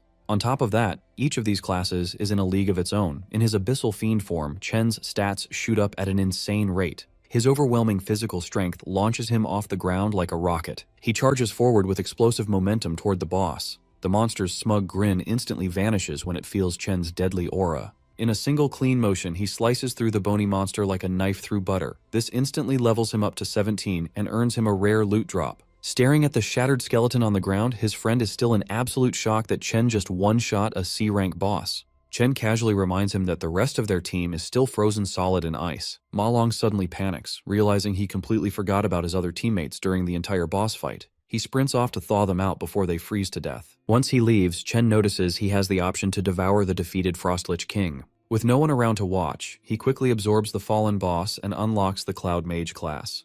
Because the boss's ice attack blinded all the cameras and drones in the area, no one outside will find out about his hidden ability either. Then out of nowhere, he gets another surprise notification. His Lightning Assassin class has leveled up as well, allowing him to add a star to boost one of his stats. Meanwhile, over at the D-rank zone, Gloomvine Grotto, the council president's team is getting absolutely overwhelmed. No matter how fiercely they attack, the D-rank boss proves far too tough for these amateur awakeners. The mage trying to hold the monster down with chains is already on the verge of collapsing. On top of that, the lightning archer's arrows feel more like a light massage than actual damage to the boss. The beast easily tosses them around like cheap action figures. The humiliation makes them question if all their combat training and simulations were completely pointless. They have never faced anything even close to this level of power. The mage quickly realizes that the president is their only real hope of winning. Standing far in the backline, the president strikes a dramatic pose. He charges up his ultimate skill while receiving power buffs from the support mages. Once he finally gathers enough energy, he launches himself at the boss with his flaming sword. The blade pierces straight through the monster's core. It then erupts into a storm of flames, melting the creature from the inside out. His teammates erupt in cheers, celebrating the rise of a legend whose name is sure to go down in the history books. The drone nearby announces that their team has cleared a grade D zone in just over 30 minutes. Completely fired up, his party is fully convinced they secured first place. They believe no other team could possibly beat that time. They eagerly exit the lair, expecting to see their names proudly shining at the top of the rankings. They soon walk through hallways filled with students who gave up and teleported out early. Most of them look completely traumatized, still haunted by the demons they faced for the first time. The president's lackey spots Chen and his squad sitting off to the side. One glance at the exhausted group makes it clear. They must have failed the moment they went inside. The lackey smugly walks over, mocking Chen for failing halfway through after acting so bold earlier. The loyal follower keeps talking, but his boss silences him because the Alliance vice chairman is approaching. The elegant man claps slowly and congratulates the students on their great performance. As he gets closer, the president keeps a calm face, while his followers nearly shake with excitement at standing in front of one of the world's most powerful men. President Ting confidently reaches out for a handshake. However, Mr. Cavendish completely ignores it, walking straight past him without even looking. Embarrassed in public, the president feels his pride shatter. To make matters worse, the vice chairman loudly calls his rival a true legend. He grips Chen's shoulder and announces to everyone that Chen cleared a D-rank dungeon in just 20 minutes. Not even professional teams from his own guild have ever broken a record like that. Both the council president and his lackeys are left completely speechless. They cannot figure out how 4 nobodies beat their 10-man squad's time and actually cleared a D-rank lair. Chen does not even blink. Getting praise from the most powerful man in the country means nothing to him. Still, he wonders why such an important figure personally came to this academy. Carl Cavendish calmly states that he will remember Chen's name very well. Then he turns to Gong Lin, the man who invited him here. The vice chairman casually mentions that his son is talented too, offering a weak compliment at best. That leaves a bitter taste in the mouths of both the father and son. With that said, the vice chairman announces that it is time for him to leave. The academy director quickly steps in to smooth things over. He announces the final results, saying that both top teams have tied in score. Because of this, they will all get an official invitation to join the Imperial Guild. That news sounds like music to Chen's roommates because they are basically set for life thanks to him carrying the team. President Ting's lackeys celebrate too, but Ting himself is far from happy with this result. The director then adds that the captains will get management roles in the guild for their leadership and the $1 million cash prize will be split evenly between them. Hearing that, both team leaders are visibly surprised. Chen quietly worries that $500,000 will not be enough to pay off his debt. He needs to find another way to earn the rest of the money and keep his promise to the Mithril Exchange Guild. But that worry might not matter because President Ting openly refuses to accept a tie. He boldly declares that a one-on-one duel will decide the true winner, as there can only be one champion. This sudden challenge is so shocking that it catches the attention of the director and even the vice chairman. Alarmed by his nephew's reckless move, the director urgently tries to talk him into accepting the tie. The older man explains that a tie is the best possible result, especially after his earlier embarrassment. The director assumes Chen will reject the pointless duel, but Chen immediately accepts the challenge on one condition: the winner takes the entire $1 million prize.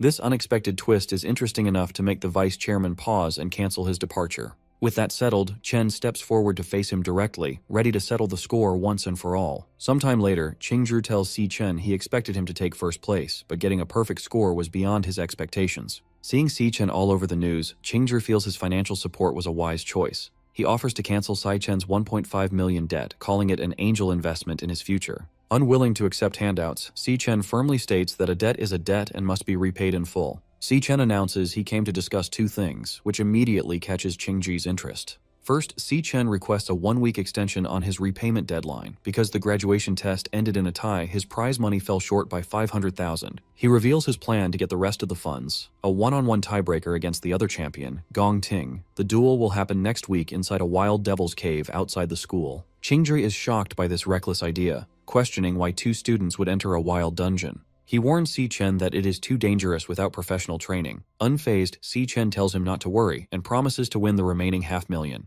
To make up for the extension, Si Chen promises to hand over all the monster materials he gathers from the cave as interest. Seeing Si Chen's lack of fear and clear focus on his debt, Qingzhi sweats in disbelief. He admits to himself that the young man is truly special. Si Chen casually adds that there is a second, more important reason for his visit. With a serious face, Si Chen bluntly states his final piece of news. Whatever he reveals leaves Qingzhi completely shocked, his mouth dropping open in disbelief. Speechless, Qingzhi stands up and stares at Si Chen in stunned silence. Later that afternoon at Qingshui Middle School, Si Chen's younger sister, Si Yun, celebrates the end of her final exams while her classmates complain about the difficult test. Checking her phone, she happily notes the start of her summer vacation. She suddenly remembers that today is also a big day for her brother, his graduation assessment. She looks at her phone's lock screen, which shows a cheerful selfie of her and Si Chen. 4 years ago, an excited Si Chen burst into the room with his admission letter from the National Awakener University, thrilled that he had elemental potential. A younger Si Yun excitedly asked if he was going to become an awakener like their parents.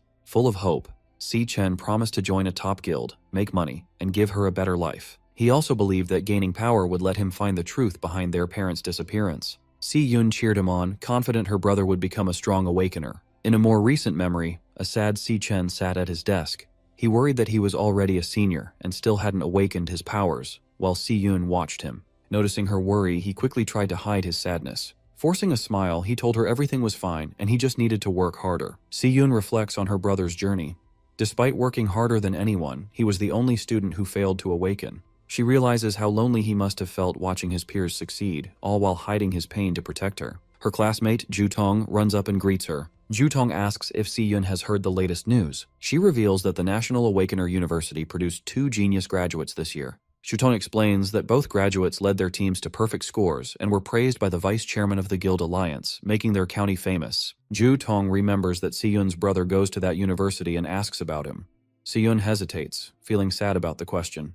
Before she can answer, a pink-haired student interrupts them with a flirty greeting. The boy, school idol Jin Duoxin, smugly tells Si Yun he booked a private room and asks if she is free to join him tonight. Ju Tong is shocked, asking since when Si Yun knew the school idol. Si Yun just looks very annoyed. Without saying a word to him, Si Yun turns and runs down the hallway as fast as she can. A confused Ju Tong wonders why her friend is running away, while Jin Duoxin watches her leave. Sprinting home, Si Yun imagines her brother crying in failure while his peers celebrate. Desperate to comfort him, she decides to prepare a big feast to cheer him up. Later that night at their apartment, Si Yun prepares a huge, delicious spread of food with a hot pot and many side dishes. Si Chen is amazed by the feast, asking his sister how she made so much food so quickly. As Si Chen happily eats, Si Yun watches him quietly, full of concern. On the TV, the news broadcasts a report on the graduation test at the National Awakener University. Si Chen continues to enjoy his meal while the news details the visit of Vice Chairman Carl. Seeing him act so cheerful, Si Yun assumes he is just faking it to hide his failure. The news reports a rare dual champion event where 2 students got perfect scores. The broadcast reveals that Vice Chairman Carl praised one of the team leaders who earned the perfect score, announcing the name Si Chen. Hearing the name, Si Yun looks at the TV in shock. She cannot believe the news that her brother, whom she thought failed, is actually the genius with a perfect score. In a dark room, a bloody whip lies on the floor, and a voice coldly states that the stage has been set. The speaker is Gong Lin, standing over his beaten son, Gong Ting. Holding the whip, Gong Lin yells at him, saying he had invited a special audience for his son's victory. He scolds his son for ruining the performance he had planned. Covered in bloody marks, Gong Ting breathes heavily as his father angrily reminds him that he embarrassingly tied with a nobody. He declares that Gong Ting will no longer make his own decisions. He reveals that he has already taken control and rigged the upcoming tiebreaker. Gong Ting hangs his head in defeat as his father coldly states he will handle the situation himself. He vows to get the victory by any means necessary, obsessed with ensuring first place belongs only to the Gong family. Meanwhile, hearing the news, Si Yun turns to her brother and asks if the Si Chen mentioned on TV is really him. Si Chen calmly eats his dinner and confirms that it is indeed him. Shocked by the confirmation, Seyun drops her spoon, which shatters on the floor, as a flash of lightning outside mirrors her surprise. She stares at him in disbelief, realizing her own brother achieved such a great feat during the graduation assessment. She is amazed that he not only led his team to a perfect score, but was also personally praised by the vice chairman of the Guild Alliance. A stunned silence settles over the dinner table. Overcome with emotion, Si-Yoon lowers her head and wipes away tears, thinking of him as her silly brother. With tears of joy and pride, she smiles at Si-Chen, realizing he finally made it to the top. On the night of the graduation combat assessment on June 17, 2157, Vice Chairman Carl Cavendish relaxes in a private dining room eating some premium beef. While enjoying his meal, he asks his companion for a progress report on her current assignment. Sitting across the table from him is Ling Yu.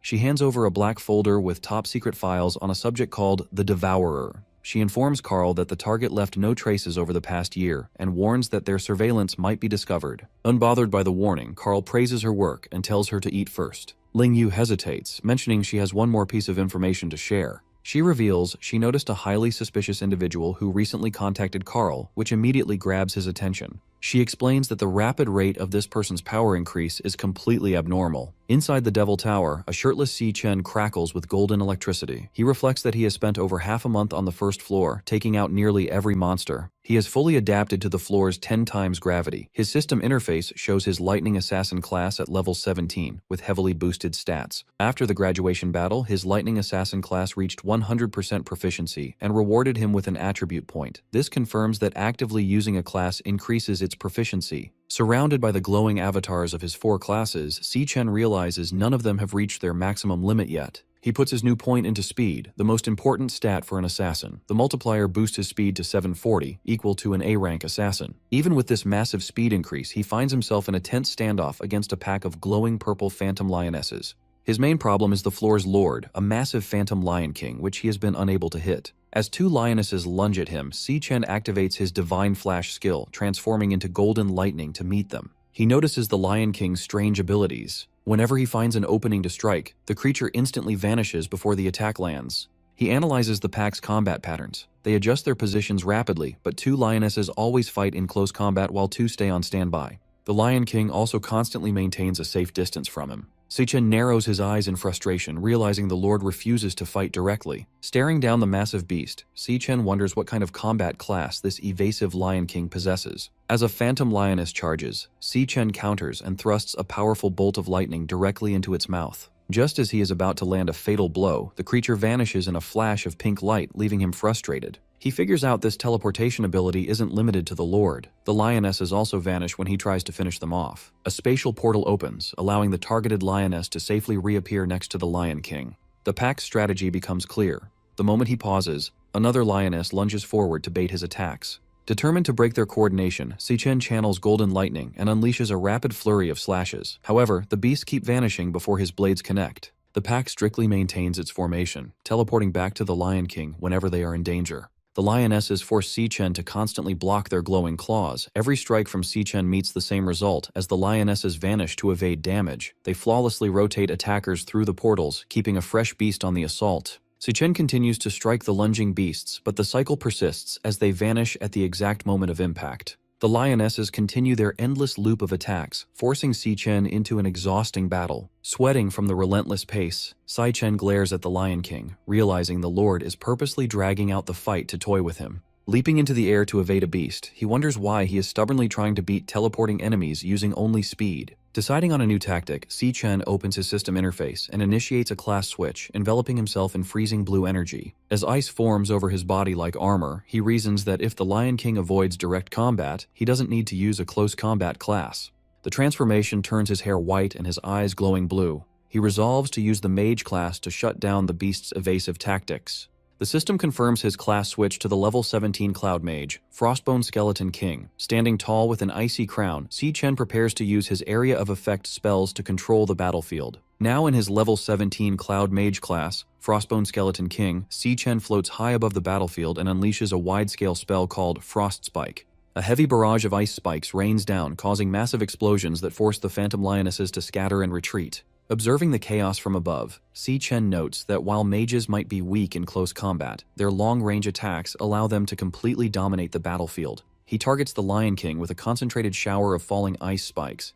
Just as the attack is about to hit, the beast uses its spatial ability to vanish. The Lion King emerges from a portal a safe distance away, easily dodging the strike. As the Lion King regroups with the other lionesses, a massive, swirling vortex of icy energy suddenly surrounds them, trapping the entire pack. Si-Chen notes that by forcing the beast into his kill zone, he has stopped their hit-and-run tactics. Sensing danger from above, the panicked Lion King looks up to see Si-Chen creating a giant sphere of freezing energy called a Frost Blast Bomb. Si-Chen coldly states that there is nowhere left for them to hide, leaving the shocked Lion King to let out a desperate roar. Si-Chen throws the massive ice bomb downward, detonating upon hitting the ground. The impact covers the entire area in a blinding flash of white light and freezing energy. When the light clears, the devastating power of the spell is shown, leaving the Lion King and its pack frozen solid within jagged pillars of ice. With his targets completely trapped, Si-Chen does a rapid class switch, summoning a glowing pink sword into his hand. His eyes glow blue as he confidently declares that the battle on the Dreadspire's first floor is finally over. Using his Stellar Warrior class, Si-Chen leaps toward the frozen targets and unleashes a heavy downward strike called Triple Cataclysm.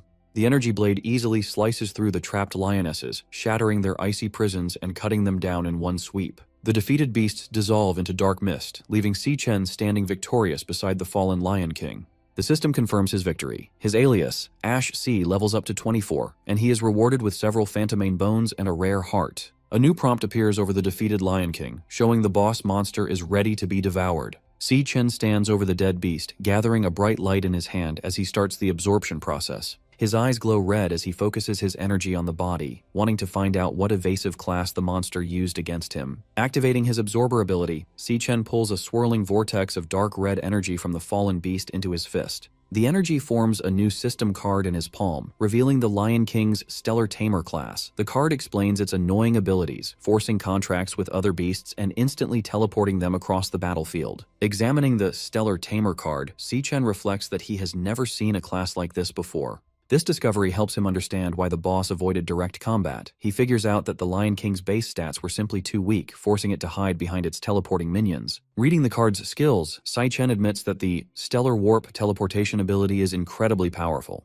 He also finds the Stellar Pact ability interesting, though it relies heavily on intimidating the target into submitting. He realizes that to get a contracted beast of his own, he will need to use a very aggressive and terrifying approach. Suddenly, the starry void around him shatters into blinding light, catching him off guard as the environment changes drastically. The illusion breaks completely, revealing the Dreadspire's true first floor, a vast, hot desert of rolling sand dunes. Looking at the barren wasteland and giant skeletons scattered across the sand, Si-Chen wonders what disaster caused such destruction. A crackling sound draws his attention to a nearby dune. A vertical rift expands into a fiery portal, signaling that the gateway to the second floor is officially open. Just as he prepares to move, a hostile glare and low growl from the shadows behind him make him quickly turn around. He traces the glowing pink eyes to a large ribcage buried in the sand. Hiding inside is a fluffy lion cub, fiercely growling despite being bound by magical chains. Si-Chen is genuinely surprised to find that one little lion managed to survive the battle. Assuming it is the final remaining enemy, he forms a lightning dagger in his hand and prepares to finish the job.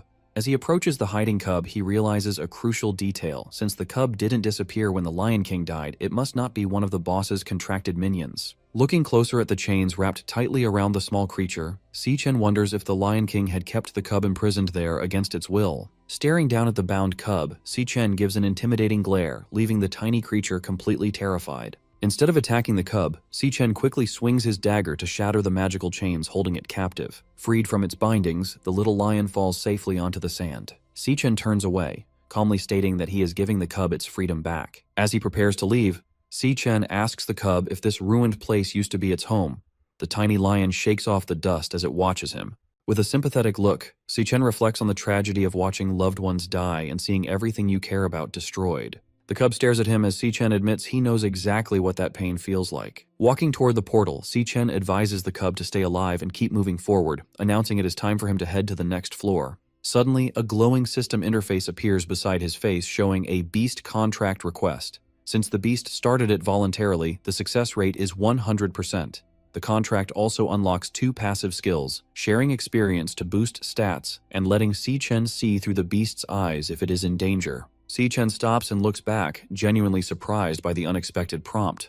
The white cub sits on the sand, looking up at him as the system identifies it as Lion King Leo and asks if Si Chen accepts the creature's request to become his contracted beast. Si Chen looked at the small lion cub, Lion King Leo, asking if it truly wanted to accompany him. The cub answered with a resolute roar. Standing before the fiery portal, Si Chen explained his plan to ascend the Dread Spire, warning that the monsters would only grow more dangerous. He cautioned the cub that it could die, asking for final confirmation. Leo responded with another fierce roar. Seeing the cub's resolve, Si Chen accepted its decision. Their eyes glowed with a bright pink pentagram.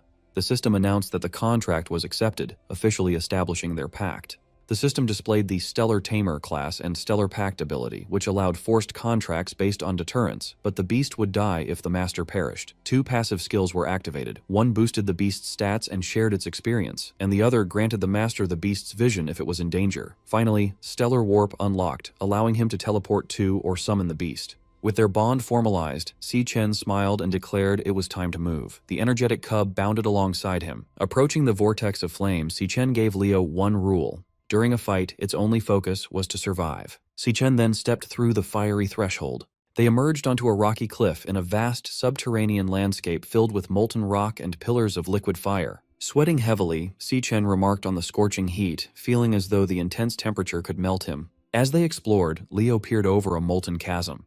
Si Chen admitted he had no idea what to expect, but a disturbance near the lava suddenly startled the cub. A blinding light erupted. Si Chen's instincts flared, his eyes glowing red as he instantly sensed a massive threat. Before he could brace himself, a devastatingly fast attack blasted straight through his chest. Si Chen bolted upright in bed in the real world, gasping and clutching his chest. He realized he had been instantly killed before seeing his attacker, baffled by its nightmare-level power. Still trembling from the phantom shock of death, he wondered what kind of monster lived on the tower's 2nd floor. His dread was interrupted when his sister, Si Yun, called from outside his door that breakfast was ready. At the table, Si Chen stared at a lavish breakfast of ramen and fresh fruit.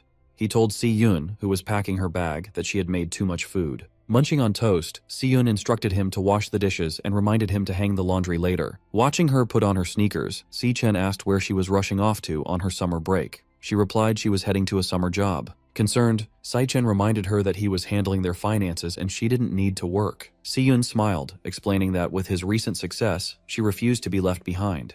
She added that doing nothing all summer sounded terrible, then cheerfully reminded him to do his chores and left. Following his sister's instructions, Si Chen washed the dishes and hung the wet laundry in the living room. Finishing his chores, he reflected that his sister had always been like this. Looking at a framed photo of them, he admired how tough and unshakable she remained. Ironically, even though she wasn't an adult, he often felt she was the one looking after him. His thoughts darkened toward his looming responsibilities. Once his school affairs were settled, he had to confront the Demon King Wrath. This battle would keep him away from Si Yun for a long time. Recalling her smile, he admitted she was the only person he couldn't stop worrying about. Suddenly, an idea struck him. Pressing his fingers to his temple, he wondered if a certain experiment might work. His eyes glowed pink as he channeled his abilities. A portal materialized, and Lion King Leo tumbled out, landing safely in the room. Si Chen stared in disbelief. He was amazed he could pull his contracted beast out of the Dread Spire and into the real world.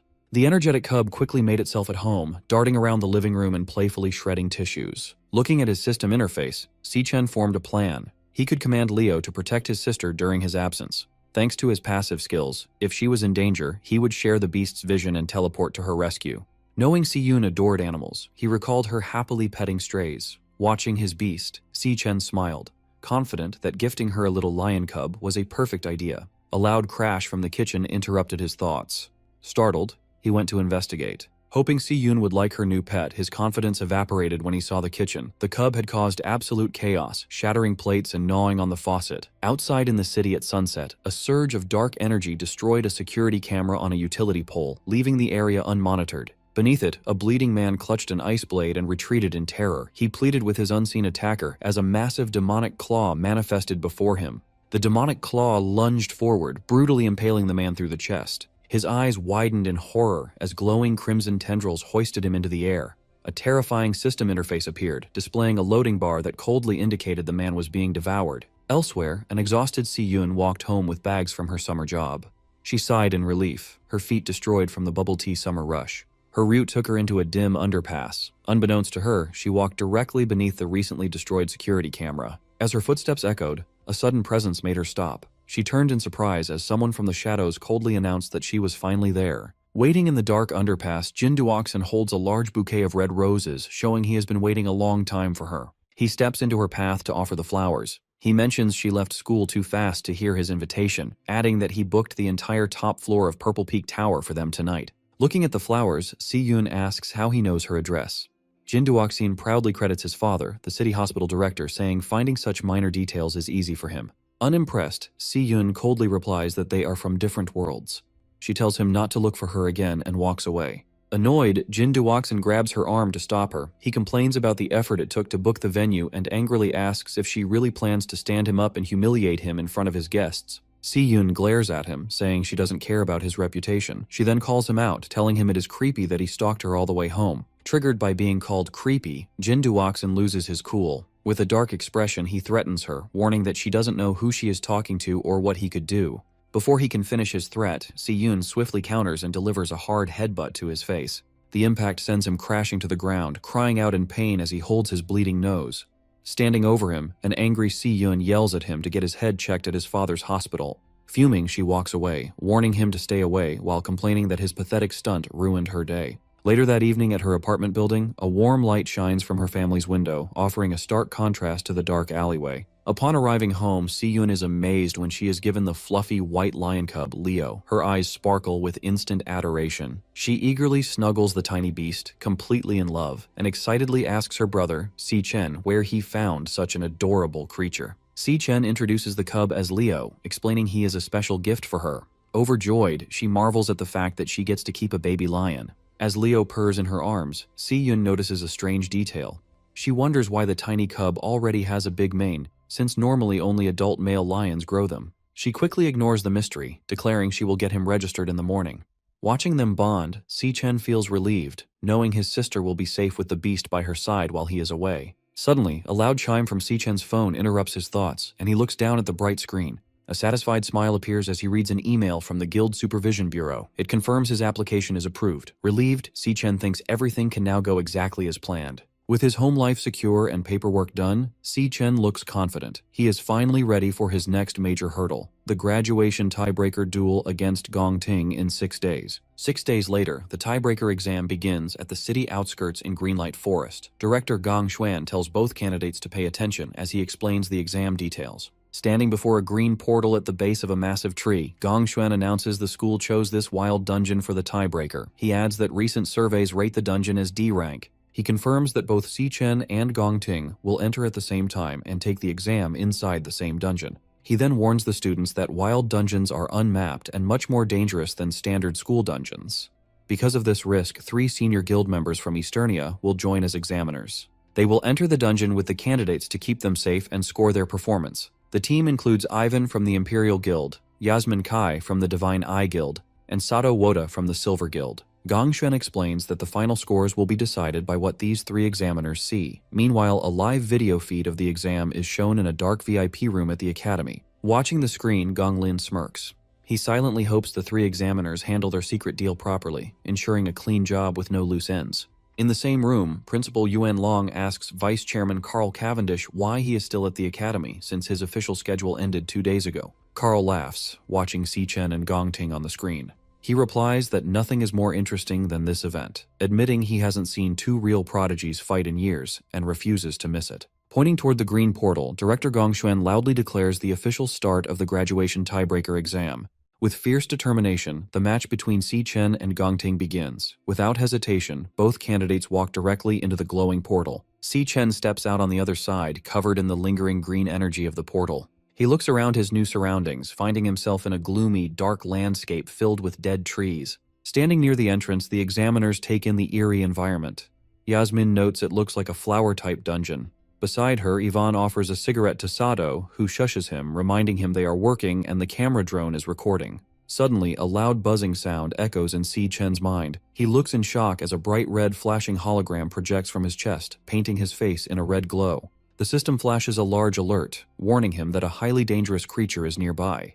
Stunned, Si-chen realizes this is the first time his demon heart has ever issued such a serious warning. Soon the system alert abruptly vanishes, leaving Si-Chen wondering if a high-ranking monster truly lurks inside this mere D-rank dungeon. He and Gong Ting continue their trek down a desolate path framed by massive gnarled roots and twisting branches. Gong Ting confidently takes the lead, navigating the foggy terrain, while Si-Chen follows closely behind. Observing the candidates from a high ridge, Yasmin notes the fog's suffocating thickness. Beside her, Sato Woda orders the examiner team to stay on high alert and keep their eyes glued to the examinees. A loud crack abruptly shatters the tense silence as the rocky ground violently ruptures before the students. A grotesque, massive insectoid creature bursts from the earth, identified by the system as a poison cage ant, a D-rank flower archer. Reacting instantly, Gong Ting unsheathes his katana and charges aggressively at the towering beast. Watching this swift response, Ivan praises the young man's exceptional reaction time. However, Sato Woda cautions that wild dungeon monsters are faster, crueler, and far more underhanded than anything used in school training. The poison cage ant initiates its attack by firing a toxic volley of glowing green projectiles, but Gong Ting agilely deflects every strike with his swift blade. With a fluid, powerful motion, Gong Ting leaps into the air and slices the monstrous insect cleanly in half. As the ant's severed upper torso crashes heavily to the ground, Gong Ting's blade flares with intense golden energy before he thrusts it straight through the fallen creature. Channeling his nuclear warrior class, Gong Ting executes a devastating blazeblade barrage, obliterating the monster in a massive, fiery explosion. Observing from the high ridge, Yasmin projects a glowing green 10 from her wrist device. She awards Gong Ting a perfect score for his field response, commending his instant reaction and effortless neutralization of the monster's ranged attacks. Ivan also displays a perfect 10, praising Gong Ting's combat logic. He notes that severing the venom-launching organ immediately has effectively stripped the beast of its fighting capability. Sato Woda proudly holds up his own 10, awarding top marks for finishing power due to Gong Ting's unhesitating, clean, and decisive kill. As Gong Ting calmly holds his glowing sword, the examiners marvel at his surgical positioning, crowd control, and execution. They agree that maintaining such ice-cold composure against a wild monster is truly exceptional for a student. Sato Woda then directs their attention to Si-Chen, who is casually wandering away with his hands in his pockets. Sato heavily criticizes his lack of reaction when the monster appeared, dismissing this apparent disinterest as a complete failure. Gong Ting remains silent, simply staring at his rival's remarkably relaxed and unbothered demeanor. In the VIP observation room, Carl Cavendish and Principal Yuan Long closely monitor Si-Chen. Carl casually asks the principal what he thinks the young man is actually trying to accomplish out in the fog. With a knowing smile, Principal Yuan Long deduces that Si-Chen is actively hunting for something specific. Down in the dungeon, Si-Chen pauses, tapping his foot against a tangled cluster of giant tree roots. He realizes this central spot offers a way to wipe out the entire threat in a single, sweeping move. Golden lightning crackles to life in his hand, forming a bright, jagged dagger. Declaring he has finally found his target, Si-Chen ruthlessly plunges the lightning blade straight down into the roots. The strike sends a massive shockwave of golden lightning deep underground, violently rupturing the earth. A hidden nest of poison cage ants is blasted upward, completely engulfed and obliterated by the explosive electrical energy. Sweating profusely, the examiners realize Si-Chen has deliberately targeted the monster nest. They question his sanity, terrified that provoking a horde of D-rank monsters will get everyone killed. Watching the chaotic explosion, Gong Ting's usual composure cracks, leaving him visibly shocked and wondering what Si-Chen plans next. Gathering momentum, Si-Chen channels intense electricity into his boots and forcefully launches himself upward. Tapping into his Lightning Assassin class, he activates his Flash God skill, rocketing into the sky as a blinding streak of golden light. Moving at incomprehensible speeds, Si-Chen intercepts the swarm of poison cage ants launched by his explosive trap. He unleashes a rapid, relentless flurry of slashes against the airborne monsters. Darting between targets mid-air, he leaves behind a zigzagging web of golden lightning, systematically shredding the entire cluster of beasts in seconds before gracefully descending back to Earth. As Si-Chen touches down, the severed remains of the D-rank monsters rain from the sky while golden lightning slowly dissipates from his hands. Up on the ridge, the three examiners are completely dumbfounded. Sweating in disbelief, Sato Woda struggles to process the spectacle. As Si-Chen casually brushes green monster blood off his jacket, the examiners realize in shock that his official school report lists him as a mere E-rank awakener. They find it utterly absurd that an E-rank student can effortlessly wipe out a massive swarm of D-rank monsters. Realizing they cannot logically justify giving such a flawless performance a low grade, the compromised examiners frantically whisper among themselves. Desperate to fulfill their corrupt deal to sabotage Si-Chen, they consider inventing unfair excuses, like flagging his approach as dangerously reckless or penalizing his technique. Back in the VIP observation room, Carl erupts into boisterous laughter, praising Principal Yuan Long for accurately predicting that Si-Chen is hiding his true potential. Carl notes how spectacular it is to witness such an intense display when the exam has barely begun, eagerly anticipating how Gong Ting will respond to this overwhelming power. Standing behind him, Gong Lin remains dead silent, his expression rapidly darkening as he watches the monitors. Suddenly, the live feed on the large monitor is torn apart by heavy digital static.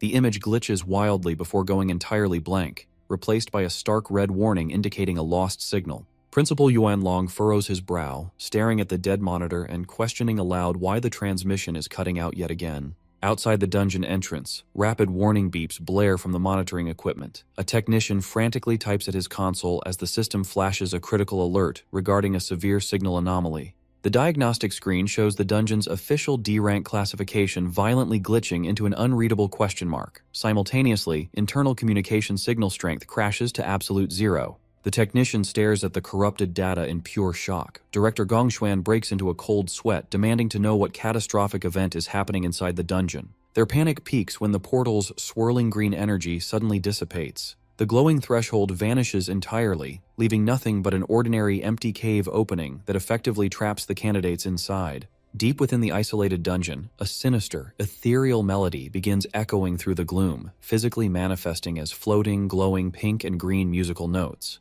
Sichen freezes, listening intently to the eerie tune. He immediately recognizes the terrifying presence hidden within the melody. It is the voice of the Demon King, Wrath. Outside the dungeon at 4 p.m., the cave entrance suddenly seals itself, morphing into a solid rock face. Director Gong Xuan panics, demanding to know how the gateway has vanished. A technician reports a complete loss of connection, noting that the equipment threw a series of critical signal errors just moments prior. Sweating with anxiety, he orders his staff to get command on the line immediately. He fears that a catastrophe has just unfolded inside the isolated dungeon. Meanwhile, inside the dungeon, an eerie melody physically manifests as floating musical notes in the air. Sichen and Gong Ting pause, taking notice of the bizarre phenomenon surrounding them. The examiners are equally confused by the sudden shift in the atmosphere. Yasmin Kai asks the others if they hear the noise, and Sato Wota confirms that it sounds like strange music. Feeling the heavy rhythmic thuds of the melody, Sichen grows deeply alarmed. He immediately recognizes the sound as the voice of the Demon King, Wrath. He desperately wonders why Wrath is present in this low-level dungeon, knowing the Demon King is not supposed to appear for another 3 years. Suddenly, the Demon Heart system bombards Sichen with severe high-danger alerts. He tenses up, realizing the interface is screaming at him about an imminent, lethal threat. As heavy thuds shake the ground beneath him, Sichen realizes that something massive stands right behind him in the fog. A sinister laugh echoes through the cavern as a towering, shadowy figure approaches through the thick mist. Visibly shaken by the overwhelming presence, Sato Wota wonders what kind of monster hides in the fog, just as 2 glowing eyes pierce the gloom. The creature steps into view, revealing itself as a grotesque humanoid mantis monster radiating dark energy. Glaring down at the group, it sinisterly welcomes the humans and declares that they have walked right into its trap. Stunned to hear the creature speak, Sato Wota realizes that a monster capable of forming words must be at least a high-tier C-rank beast. He frantically questions how such a powerful entity can possibly exist inside a D-rank dungeon. Fearing the high-level monster will slaughter the students, Sato summons a massive, glowing axe and leaps forward to intercept it. He urgently orders everyone to get behind him for protection. Before Sato can even land his strike, the mantis demon counters with blinding speed. In a single, brutal motion, it swings its scythe-like appendage and cleanly severs Sato's entire arm. As the other examiners freeze in horror, the mantis demon instantly vanishes and reappears directly behind Gong Ting. Raising its bloodied scythe, it mocks the group, telling them to curl up and accept their fate. With a sickening thud, the monster ruthlessly drives its blade straight through Gong Ting's shoulder and out of his chest, commanding the young man to die. Despite being impaled, Gong Ting grits his teeth through the agonizing pain. Instead of falling, a fierce, crazed grin spreads across his face. Capitalizing on the monster's close proximity, Gong Ting swings his flaming golden sword down and brutally chops off the creature's trapped scythe arm, leaving the mantis demon wide-eyed in shock. Without missing a beat, Gong Ting follows up with a powerful mid-air kick that launches the crippled beast backward across the rocky terrain. Bleeding heavily from the massive hole in his shoulder, Gong Ting ignores his severe injuries and glares with glowing eyes.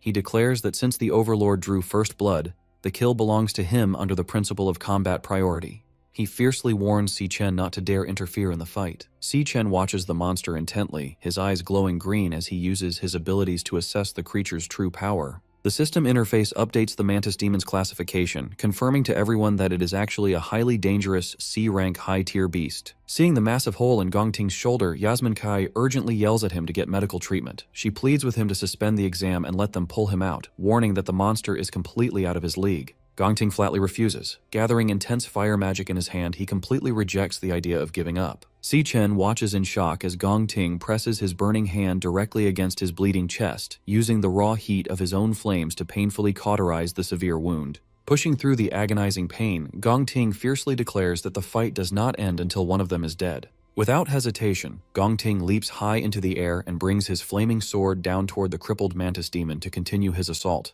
Meanwhile, outside the sealed dungeon, Silas Lin, the leader of the Imperial Guild's King Squad, assesses the vanished entrance. He calmly explains that this phenomenon indicates a highly intelligent monster operates inside, one that purposely lured the humans in before snapping the trap shut.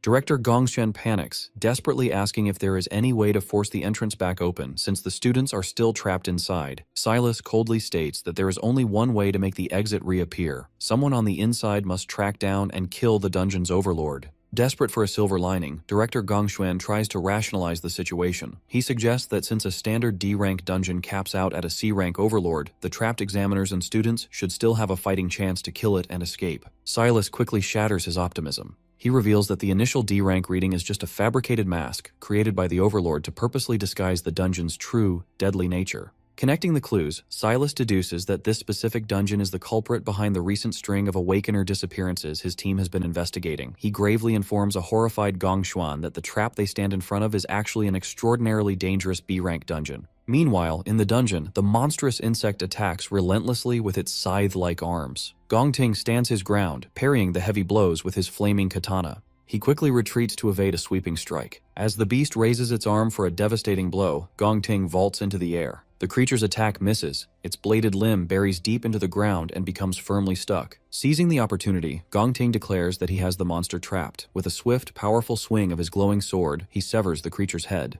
The decapitated head tumbles across the rocky terrain as the rest of the group gathers. Yasmin watches in stunned disbelief, amazed that Gongting has managed to defeat the overlord entirely on his own.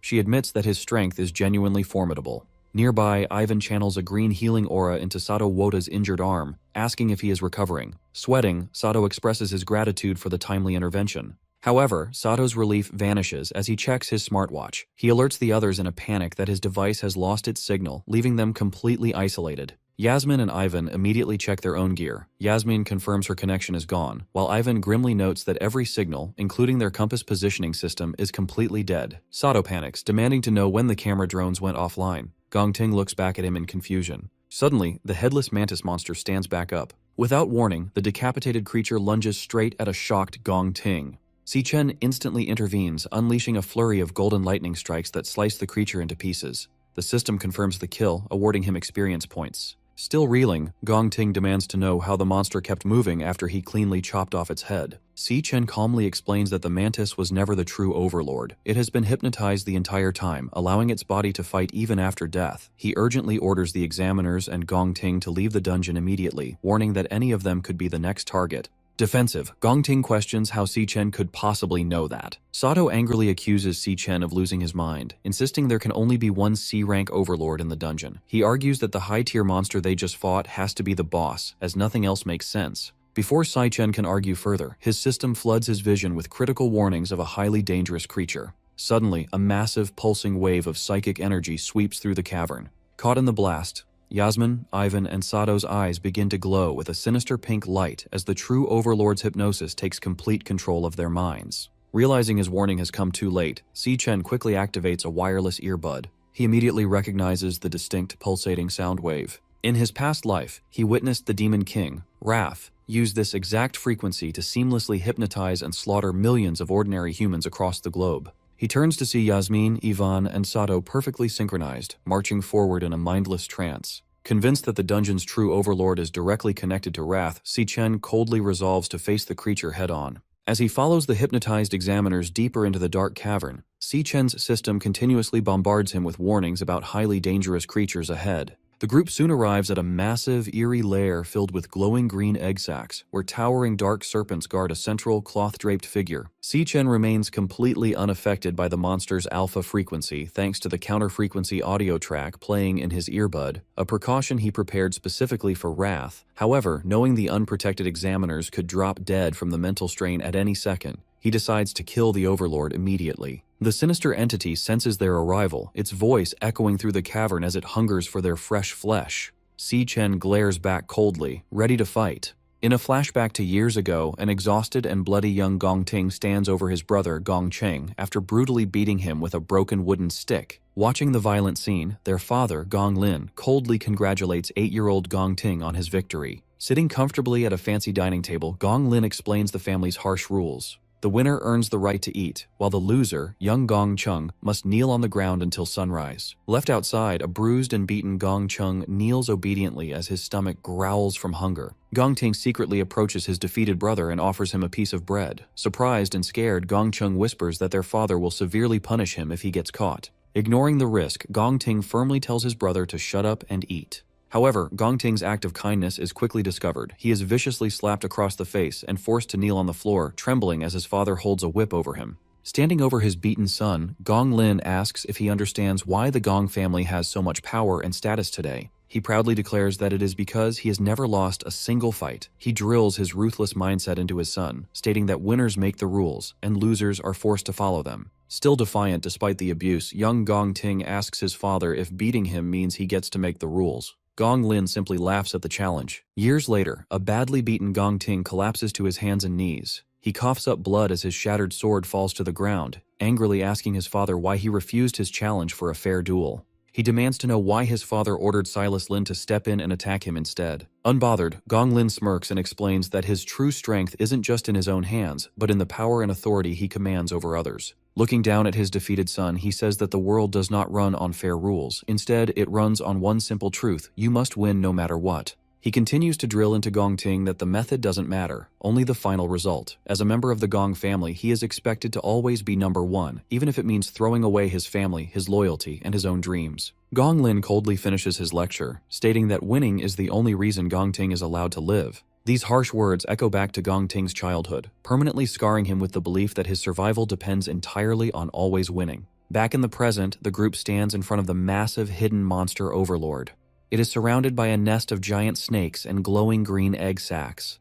Si-Chen remains completely unaffected by the creature's mind control magic because he prepared a special audio track in his earbud, expecting to face the Demon King Wrath sooner or later. Knowing the hypnotized examiners have no protection and could die from the mental strain at any second, he decides to kill the beast immediately. Right before he can attack, Gong Ting suddenly grabs his wrist and desperately whispers for him to stop. To break free from the monster's mind control, Gong Ting roughly digs his fingers right into his own severe chest wound, spilling fresh blood onto the floor. Breathing heavily from the intense pain, he admits he doesn't know how Si-Chen resisted the trance.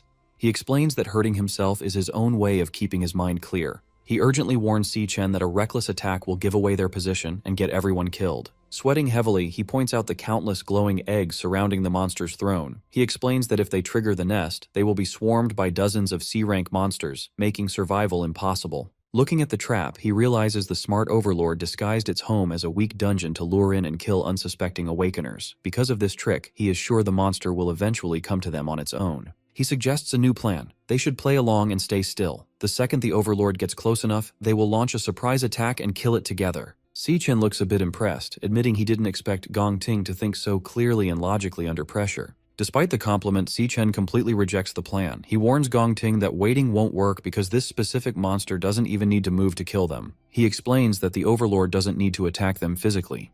With just a single thought, it can force anyone under its spell to kill themselves. Just as he says this, the hypnotized examiners prepare to end their own lives. Sato pulls out a saw, Yasmin points her gun at her head, and Ivan begins choking himself. Acting instantly, Si-Chen uses his lightning speed to strike all three examiners, knocking them safely unconscious before they can hurt themselves. The sudden movement catches the Overlord's attention.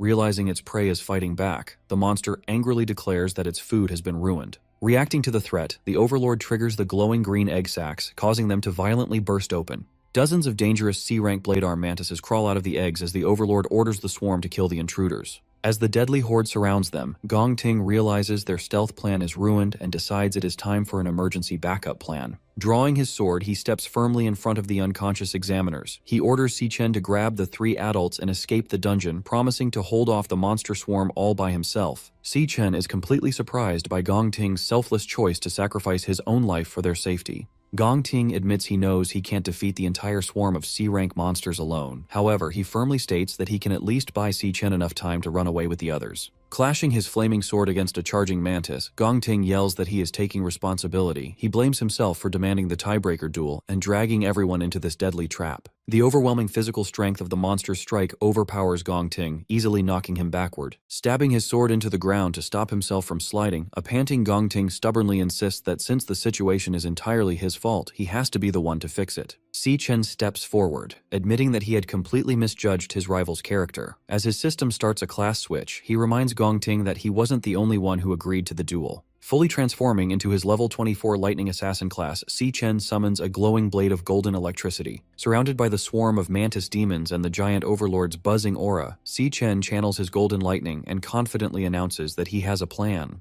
Bleeding heavily, Gong Ting quickly rejects the idea of fighting. He warns Si Chen that the overlord's power is on a whole different level, guessing the monster is at least a B rank, or maybe even an A rank threat. He urgently tells Si Chen to grab the unconscious examiners and run, insisting that running away is their only real choice. Si Chen agrees that the monster is a nightmare, but he points out a huge problem with that plan since the dungeon gates are locked down. He explains that if the exit was still open, the Imperial Guild's rescue teams would have already rushed in to save them. Gong Ting is completely shocked to hear that they are trapped inside. Si Chen closely watches the silent overlord, trying to figure out how to handle the deadly situation. He figures that if the creature is really an A-rank monster, its combat power must be close to the Phantom Mane Lion King he fought back in the Dreadspire. Suddenly, the swarm attacks. A mantis demon jumps forward, but Si Chen easily blocks its heavy scythe using his lightning dagger. Another mantis dives in from above, making Gong Ting panic and shout for Si Chen to watch out. Before the monster can land a hit, Si Chen and Gong Ting swing their glowing blades perfectly together, each cutting down an attacking mantis demon in a flash. A moment later, a huge swarm of mantis demons screeches and charges right at them. Holding his bleeding chest, Gong Ting grits his teeth, realizing that with so many monsters coming at them, it is only a matter of time before they are completely overwhelmed. Ignoring the terrible odds, Si Chen focuses his energy. Tapping into his Lightning Assassin class, he forms several crackling blades of electricity in his hand. With a quick move, he shoots out a wave of golden lightning blades, piercing right through several charging beasts all at once. Not stopping there, he activates his Flash God skill. Moving at blinding speed, he rushes straight into the swarm, easily cutting off the heads of multiple monsters in a single dash. Gong Ting watches this crazy show of power in total disbelief, thinking it should be impossible. He knows that the assassin class naturally has very weak base strength, making them almost useless against large groups of enemies. Yet, he watches as Si Chen perfectly dodges a massive scythe swing. Gong Ting then notices that every single one of Si Chen's strikes perfectly hits a weak point. He realizes that Si Chen is completely making up for his class's lack of raw power by using pure speed and perfect technique. Staring at the blurry afterimages, Gong Ting is amazed by just how fast Si Chen is moving. As Si Chen kills the rest of the swarm in a storm of lightning slashes, Gong Ting figures out that his rival's speed is easily at an A-rank level, if not higher. Inspired by Si Chen's amazing skills, Gong Ting grips his glowing sword with new energy, realizing they might actually live through this fight. Annoyed by how stubborn they are, the Overlord steps in. It charges up a massive wave of dark pink energy, starting a powerful boost. The dark energy flows over the remaining mantis demons, greatly increasing their strength and energy. The Overlord angrily orders the powered-up swarm to chop Si Chen to pieces right away. Si Chen stands ready with his electric blades glowing bright. One of the buffed mantises tries to crush him, but Si Chen easily jumps over the attack and slices the monster to pieces in mid-air. Seeing the fight get even wilder, a fierce Gong Ting yells out, telling him to hold on as he gets his own blade ready. Si Chen pushes himself to his limits, unleashing a non-stop storm of golden slashes against the supercharged swarm. Suddenly, a mantis demon appears right behind him. Relying on his crazy speed, Si Chen vanishes just in time to dodge the deadly strike. He reappears and instantly fights back with a rapid storm of close-range slashes, but his attacks fail to cut through the creature's tough new armor. The angry mantis hits back with a heavy blow. Si Chen blocks the strike but gets pushed far back by the sheer force of the hit.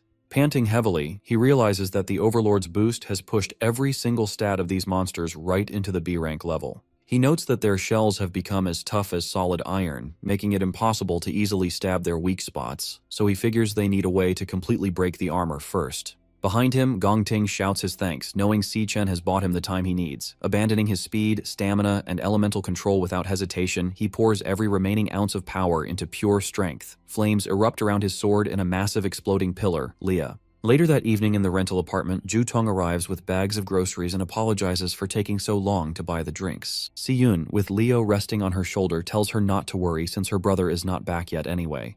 Ju Tong is surprised to hear that he is still out. Ju Tong asks if Si Yun's brother knows she passed the Art Academy exam.